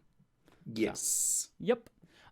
Two Cylon ships do show up, but Apollo is able to use his clear skill to get them off their tail and blow them up. But he does get his systems knocked out as a result of it. So he has to come on board the Roslin ship. Back on Caprica, the planet, Boomer and Hilo have landed. They see bombs going off in the distance. Like Hilo is kind of freaking out about it. He's like, he's counting them. He's like, that's 6 of them. It's quite a visual to see, this ship on the ground and one of them's, working on it with a wrench and the other one's just staring at mushroom clouds. Yeah. It's a very strong visual. Yeah. There's I'm not disparaging him for saying that he's kind of distracted by it. It's something worth looking at. But yeah, they are about to be airborne, but all of a sudden, Hilo says, grab your sidearm, and we see a bunch of civilians are coming their way, truly trying to run away from population centers. And we see that Baltar is one of the people among them. Which is interesting, because you didn't mention this, that at the very end of his last scene, an explosion goes off that seems to wreck his home. Now, Six does, she says, get down. And it looks like she covers him. Mm-hmm. And, I kind of already figured, he's an important character who's going to come back. But, setting the narrative necessity of this guy aside, my brain did immediately go, bullshit! Mm-hmm. Because, every explosion going off is a nuke. And your house was close enough to one to be obliterated. Bullshit. I would say you can. I got weirdly hyperfixated on this a while ago. Not for this show. Was this part of your heat death of the universe fixation? No, it was not. It was part of my weird one after Chernobyl. I watched Chernobyl and got into a weird nuclear phase for a hot minute there.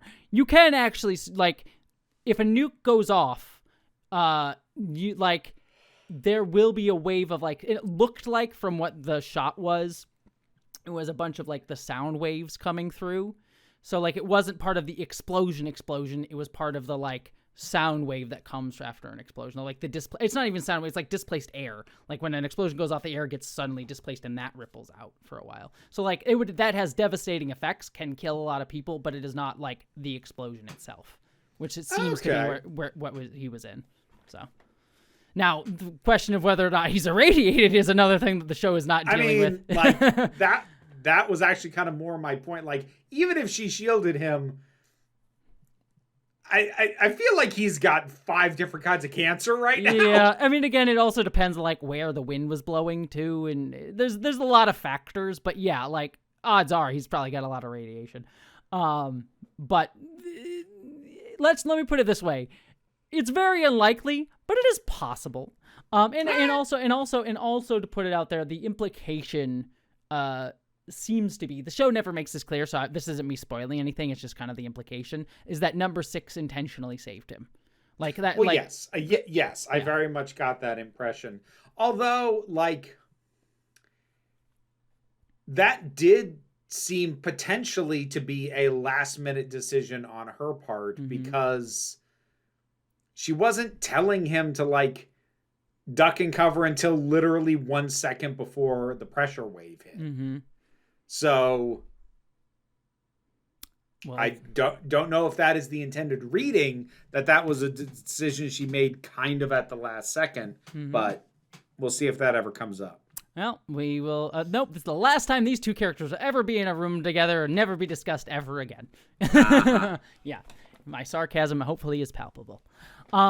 Anyways, we then cut back to the cargo, not to the cargo bay, the cargo bay of Roslin's ship. Apollo has just landed, and then Aaron Doral comes up to him and says, "Hey, I'm glad you're here. We need someone qualified to be given orders. This is a bad situation." And it's clearly Aaron is trying to set up Apollo to try and be like, "You should be taking charge from Rosalind." He also makes note that there's some electric pulse generators from the Galactica on board the ship. I wonder if those will be Chekhov's electric pulse generator later on. Anyways, Apollo goes in and meets with the pilot of the ship and Rosalind.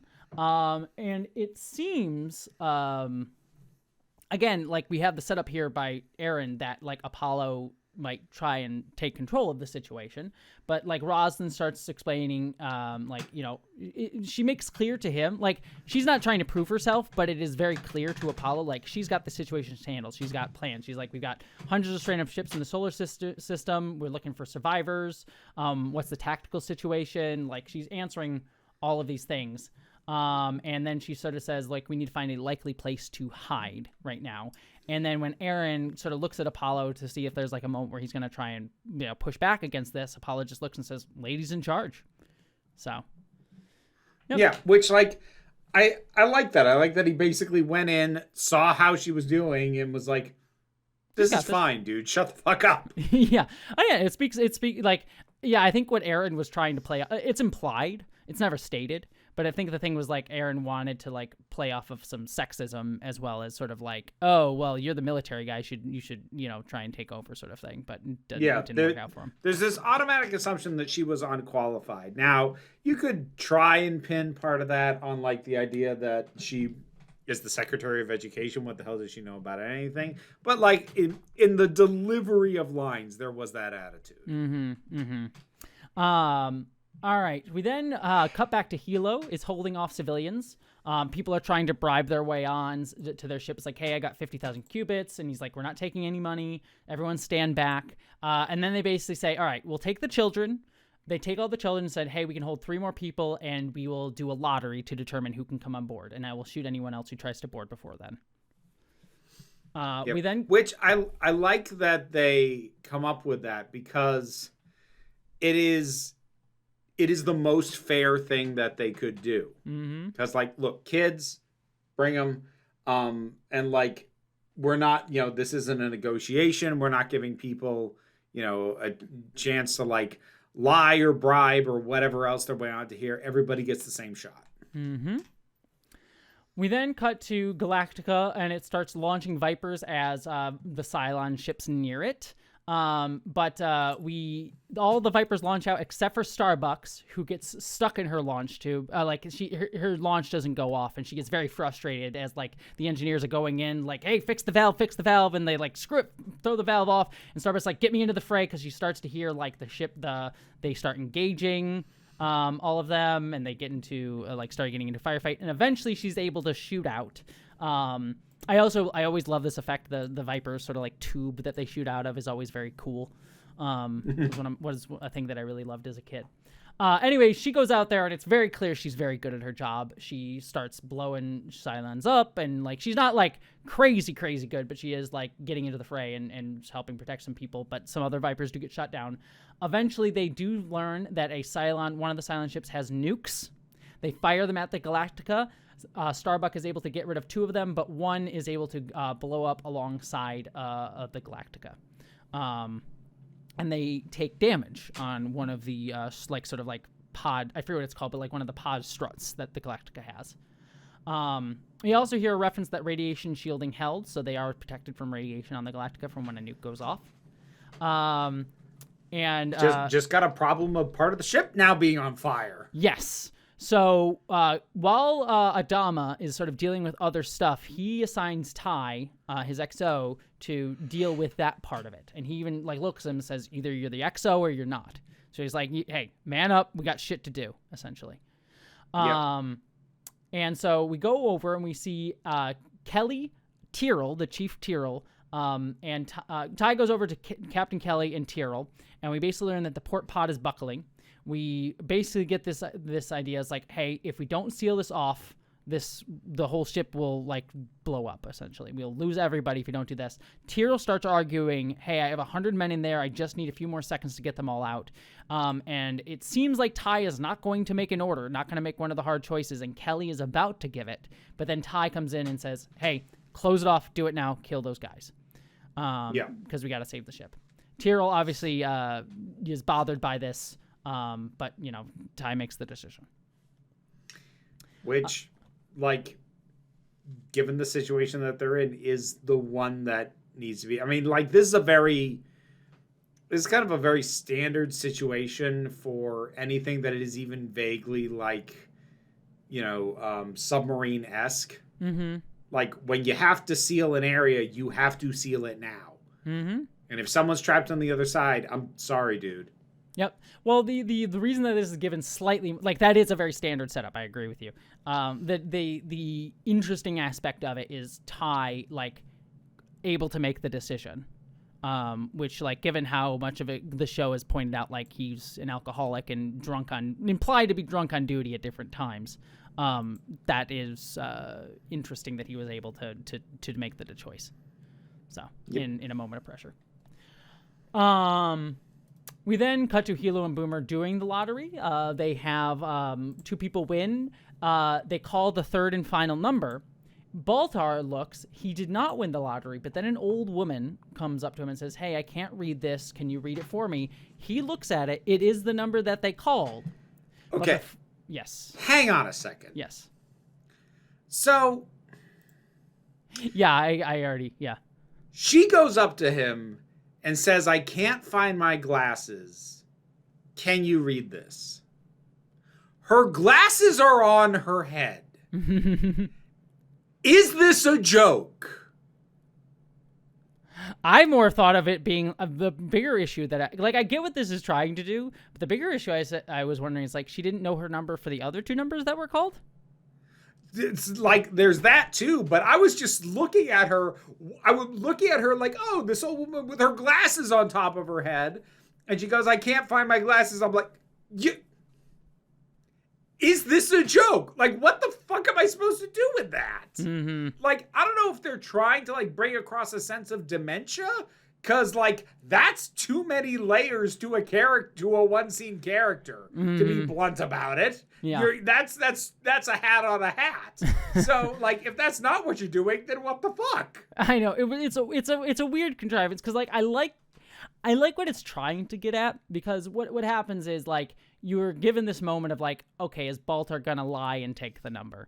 If you think about it too hard, the contrivance of how we get there is weird with the old lady, and the contrivance is contrivancing. Yes, but the idea is interesting, right? Like, will Baltar, like, we're sort of left to ask the question is, like, is Baltar the kind of person that would throw this woman under the bus to save himself? And we've gotten the implication that he is, but the scene doesn't give us an answer to that question, because Hilo recognizes Baltar at that exact moment.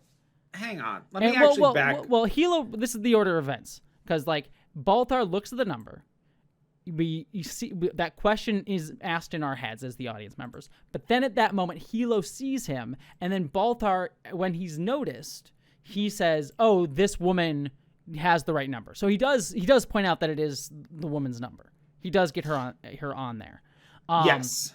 So, like, he does do that, but only, like, after a moment of him, like, getting noticed by Hilo. So, like, he's specifically, like, he's, because what is kind of the implication here, because his response to Hilo recognizing him is, like, I didn't do anything. So I think part of it is him being like, oh, do they know that I committed treason? Is, like, part of the reason. He's like, I didn't do anything, like, here, save her. Like, I think that's part of his instinct.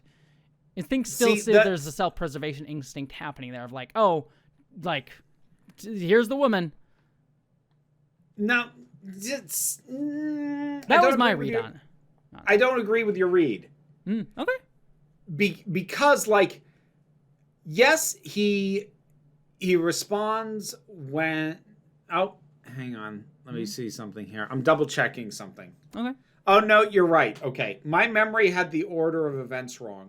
It is after Hilo specifically says, "Hey, aren't you Gaius Baltar?" That he says this woman's number. I thought he said it, like, first, because, like, when he I thought he said it after Hilo said, hey, and he just said it like being jolted out of his head and contemplating thing. You are correct, though. He does get identified, which does mean, in theory, he is betting on the recognition of him getting him on the ship, and thinking he doesn't have to steal this woman's number anymore. That is not necessarily the read, but it is now a plausible read. My brain had switched. Yeah. No, because you're correct. The dialogue a little. That order is very important. But the read that I got is that one. Is that like he was considering it. He doesn't make a decision, but we're left to wonder as the audience, is that the kind of person he is? And then he does get recognized, and so like he does put the woman forward, and is kind of like self-consciously worried about like, do they know, and will this get me on the ship? Like he has like there's another play that happens, and so it's like it's this contrived incident to get us to question what type of like how far of a selfish dickhole is he. Anyways, long and short of this, this comes down to Hilo chooses to stay behind. He's like, give Baltar my spot. Essentially she's like, I'm nobody. He's one of the greatest minds of our generation. He should get saved. And like that's just the best. Don't you know this is Elon Musk? Yeah. Oh God. Wow. That hits real. That feels too real for where this goes. Anyways, the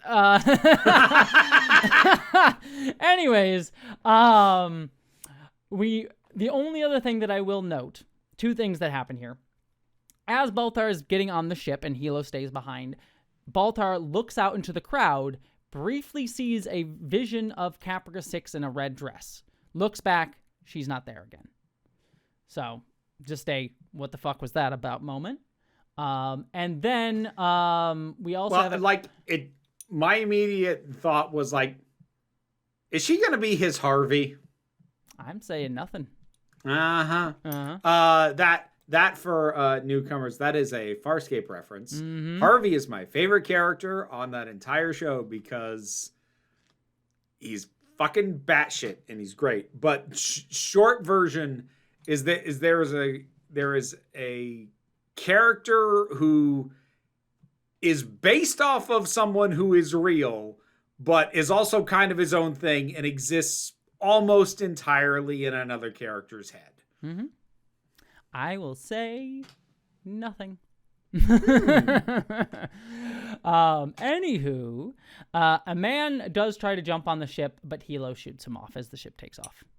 So, I also really I admire that as just a heroic beat for Hilo. Like, I'm going to assume we don't see him again.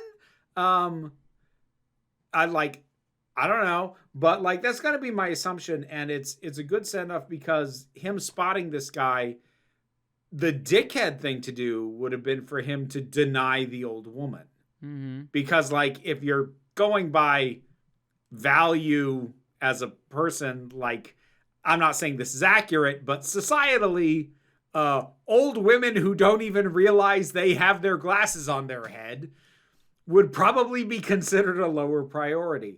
But the fact that he doesn't even consider revoking her place and just gives up his own, it's a nice moment. No, Hilo's a hero. He's just a good thing I can say about Hilo is just a good old boy. Okay. Anyways, we then cut to Rosalind's ship. They get a case orange code, which basically means she says that most, if not all, of the cabinet are incapacitated. She says to send back her ID code on the same frequency, and Apollo's there.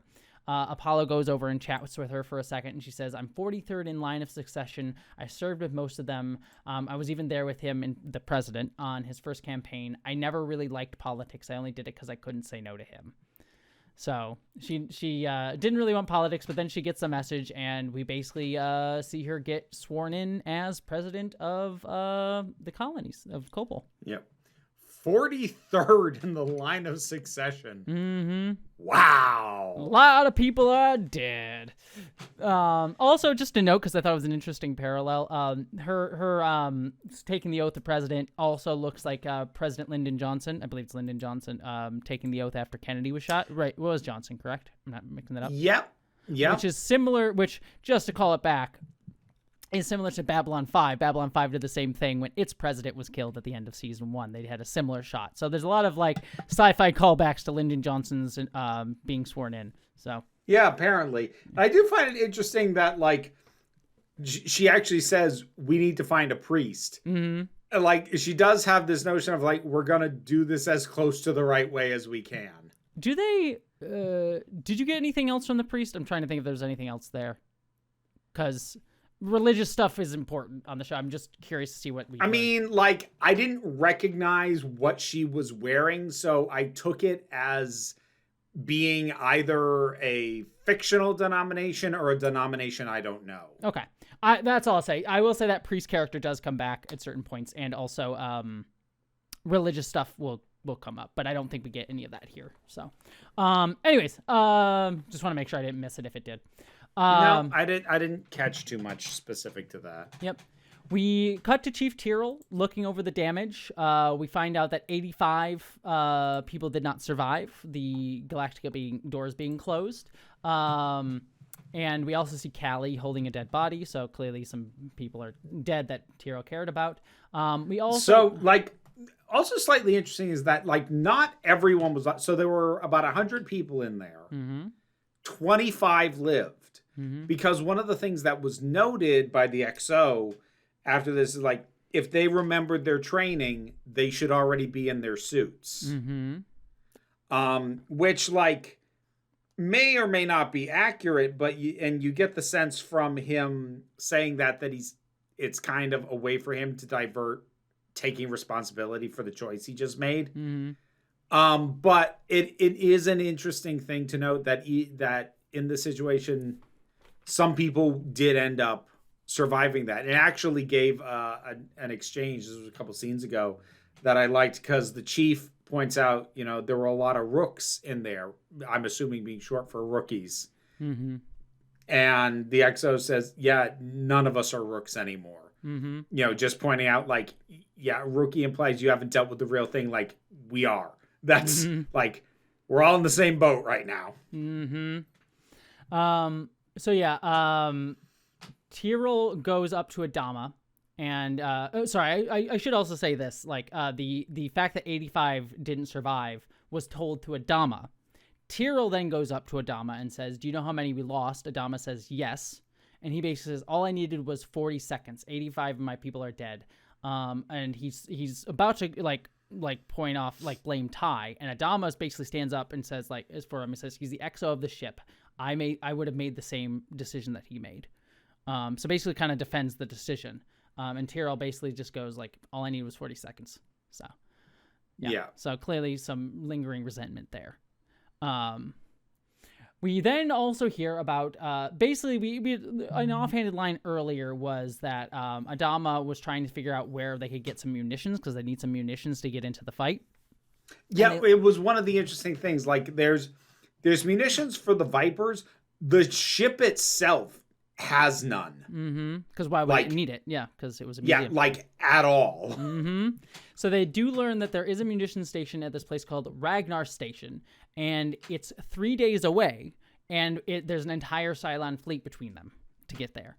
And so basically what he asked Ty to do, he says, all right, we need to plot a hyperlight jump. He sort of orders him to. And Ty sort of points out before he gives the order, like, if our calculations are off, we could end up in the middle of a sun. So yeah, FTL, faster than light travel, is a little dangerous, especially since they have to do it. We get to see them. They have to like plot it out on paper too, because they don't have a computer system to do it. Yeah. So like, They can't just feed it into a navigation computer. They need to do the math by hand. Which I really like is just a thing. Like, whenever they have to jump faster than light in the show, they have to literally do the fucking math or they could end up in a star. It's just one of those like lo-fi things about the show that I appreciate. So, All right, we then get a message from D. D gives Adama a priority message. We learn that the Admiral is dead and all the other Battlestars are destroyed. And it sort of asks who's in command, and Adama sort of comes on the comms and says, I am taking command of the fleet. Cut to Roslin on what is now Colonia 1. They hear Adama's message, and she basically kind of like says, like, we call him and order him. We are involved in rescue operations. We're not coming to him. Ask him how many hospital beds he has and how long it will take him to get here. And Lee basically goes, he's not going to respond well to that request. And she goes, it's not a request. I'm the president. And Apollo points out, it's like, hey, I just want to let you know, Paul is my call sign. My name is Lee Adama. And she points out, it's like, yeah, I know that. Captain Apollo has a nice ring to it, though. Which I just like that as a beat. This is like, I don't care who your father is. Yeah, it's a nice moment. Again, it just speaks to, like, you know, she may be Secretary of Education, but she's like, she'll hold her own. We then have Adama getting the message from the president, that message, and he's like, is this a joke? And he basically calls them on voice, and it's Adama talking to Lee. And there's a good little bit where Adama first off starts saying, are you? And then he stops himself and says, is your ship all right? So it seems like he was about to ask if Lee was okay first. Which I like that as a beat. But then anyways. Well, and Lee picks it up too. He's like, we're both fine. Yes. Adama then orders him to bring the ship to the rendezvous point. And Lee basically says, I acknowledge receipt of message. But then he basically says, like, Roslin is ordering him to come there. And Adama basically goes, you're taking orders from a school teacher? She's the Secretary of Education.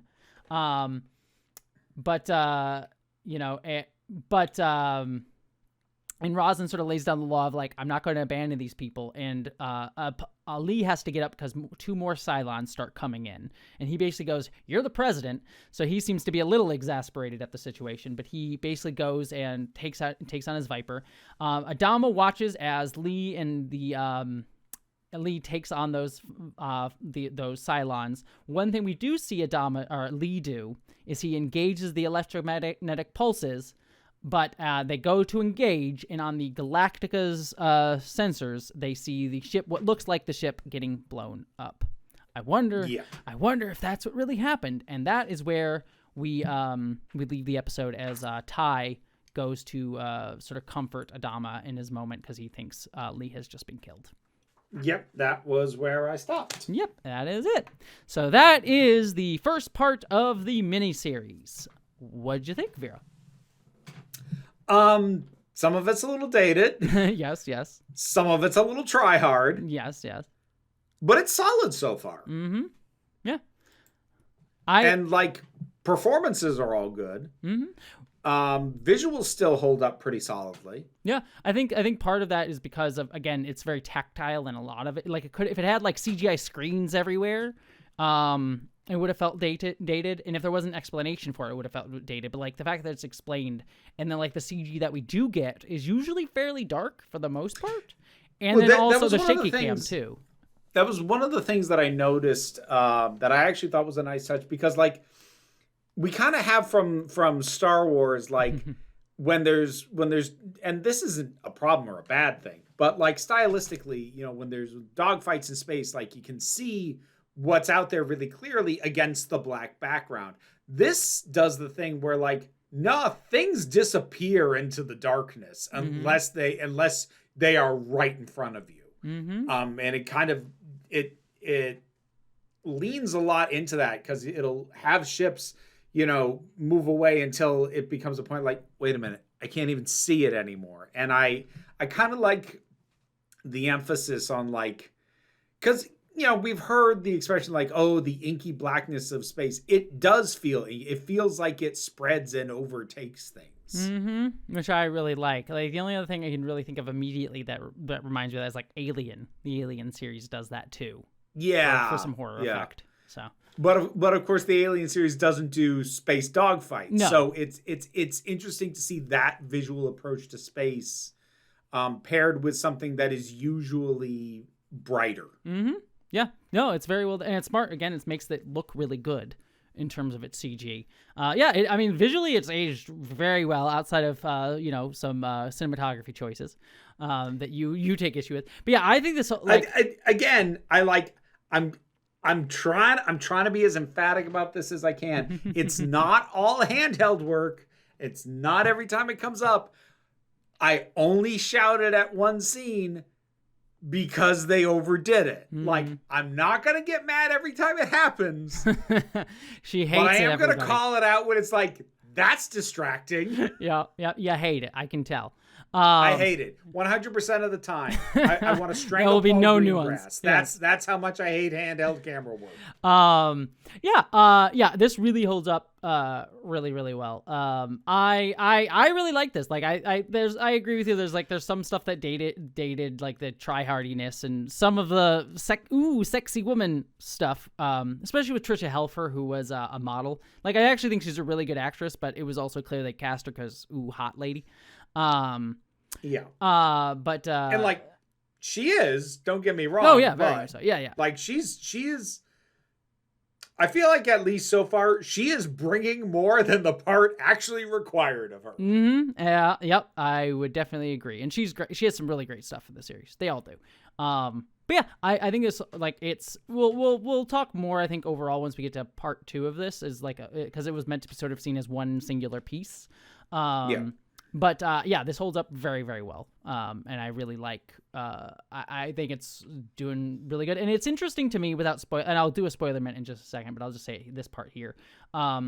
Like, how well this sets up a lot of things. And like, it's interesting to sort of go back and watch it. Cause like, again, I know who the Cylons are. So I'm sort of like, oh yeah, that's interesting. Oh yeah. Like, there's some interesting setup and then thematic setup as well. And also some interesting things too that aren't here that I know will get played out, I think, more as the series goes on too. So yeah, interesting stuff. Cool. With that, so you want to do your spoiler minute? Yes. So for listeners who are new and unfamiliar with the spoiler minute is, for the next 60 seconds or so, when I say go, I'm going to talk spoilers. Vera is going to take off her headphones so that she cannot hear me, and she's going to put 60 seconds on the clock. So I will be able to talk spoilers for only 60 seconds. So if you are someone who does not want spoilers, you can jump ahead those 60 seconds. If you do want spoilers, you're going to get a speed run of as much as I can remember and say in 60 seconds. So that will be what the spoiler minute is. So Vera, give me 60 seconds on the clock. And go. All right, so a few things. Obviously, Aaron Doral is one of the first Cylons here, so all of his manipulations going on here I thought was really, really fascinating. Another element of this that I found fascinating, too, is I wonder if the monotheism stuff, or not the monotheism versus polytheism stuff comes up here, because we get the Cylons monotheism with Caprica 6, but I haven't heard any references other than, like, to the Caprica of it all and the Cobalt, like, the colonies themselves, of the humans having a polytheistic religion. So like I'm curious if that becomes obvious in the mini series as we get into the second half, or if it's just gonna be something that kind of got more developed as the series went on. Just an interesting thing for that. Few other things. Trying to. Yeah, I mean, those are the sort of major ones. I mean, I'll have a lot more. I mean, I could talk about who I know, who all the Cylons are and all that stuff, but a lot of that won't become super, super relevant. It's interesting to see just kind of the development of, like, who they knew were Cylons, because obviously we know, like, Tyrell and Ty and all of those folks are Cylons as well. That gets revealed later on. Alrighty. Only other thing that I wanted to note before we forgot to, because I meant to mention it earlier, I've mentioned before, and I've interviewed him, Bear McCreary, one of my favorite composers, probably is my favorite composer of all time. This was the show that he made his name on. However, he did not score the miniseries. He does not start scoring the show until the first episode of the series. So just to note, it was interesting to be like, oh, the musical language of the show is not, there's elements of it, but it's not really fully established in this series, which is kind of interesting. So. I won't lie, at least so far in this thing, I did not notice the music. You will, let me put it this way. He is great. I adore his music. You will notice the music when he takes over because it is very distinctive. Okay. So we will see how you react to it, but it is a very distinct and different style, but it doesn't come into play until the actual show. So, but I just wanted to note it because I do love Bear McCreary, and this is the show that, like, made me fall in love with him. It was also his like first major job. But yeah, he didn't work on the miniseries. So, all right. Anything else before we sign off? Nah. Alrighty then, stuff time. Stuff! If you are interested in my stuff, you can look for Council of Geeks. Patreon pays the bills. The Council of Geeks YouTube channel is the primary thing that is funded by that. New videos on Saturdays. I don't feel like looking at a calendar to figure out what I'm going to be doing the weekend after this comes out. But, you know, I talk about media and geeky stuff and queerness and et cetera, et cetera, et cetera. There's also the Break Room of Geeks, where I talk about whatever I have watched, listened to, read, or played lately.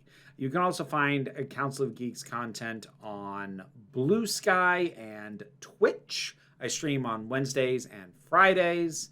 I'll probably have finished it, but I've been playing, by the time you hear this, but I've been playing Strange Horticulture, which is a fun kind of zen little mystery point-and-clicky organization kind of game. Fun.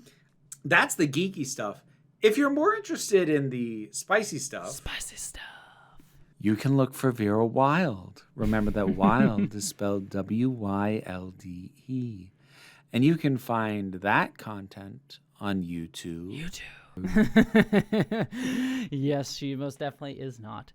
You can find my stuff at Jesse Ginger on YouTube. That's where my video essay style stuff is. As of this recording, probably the most recent ones will be videos on stories that we tell ourselves in our culture and how we can create new stories and how to make stories of resistance during times of fascism. I wonder why I wrote that type of video. Anyways, check those out. I have a secondary channel called Jesse Ginger After Dark where I do news, reviews, reactions. I will be reviewing Severance on that channel as of right now. And also, it might not be out yet, but Daredevil Born Again, whenever that comes out, I'll also be reviewing. So be on the lookout for that. Oh, crap. That's coming up, isn't it? Yeah, I think in the relatively near future. There's another show, too, that I want to... Oh, Star Wars Andor as well. I'll also be reviewing. That's coming up as well. So be on the lookout for all of those.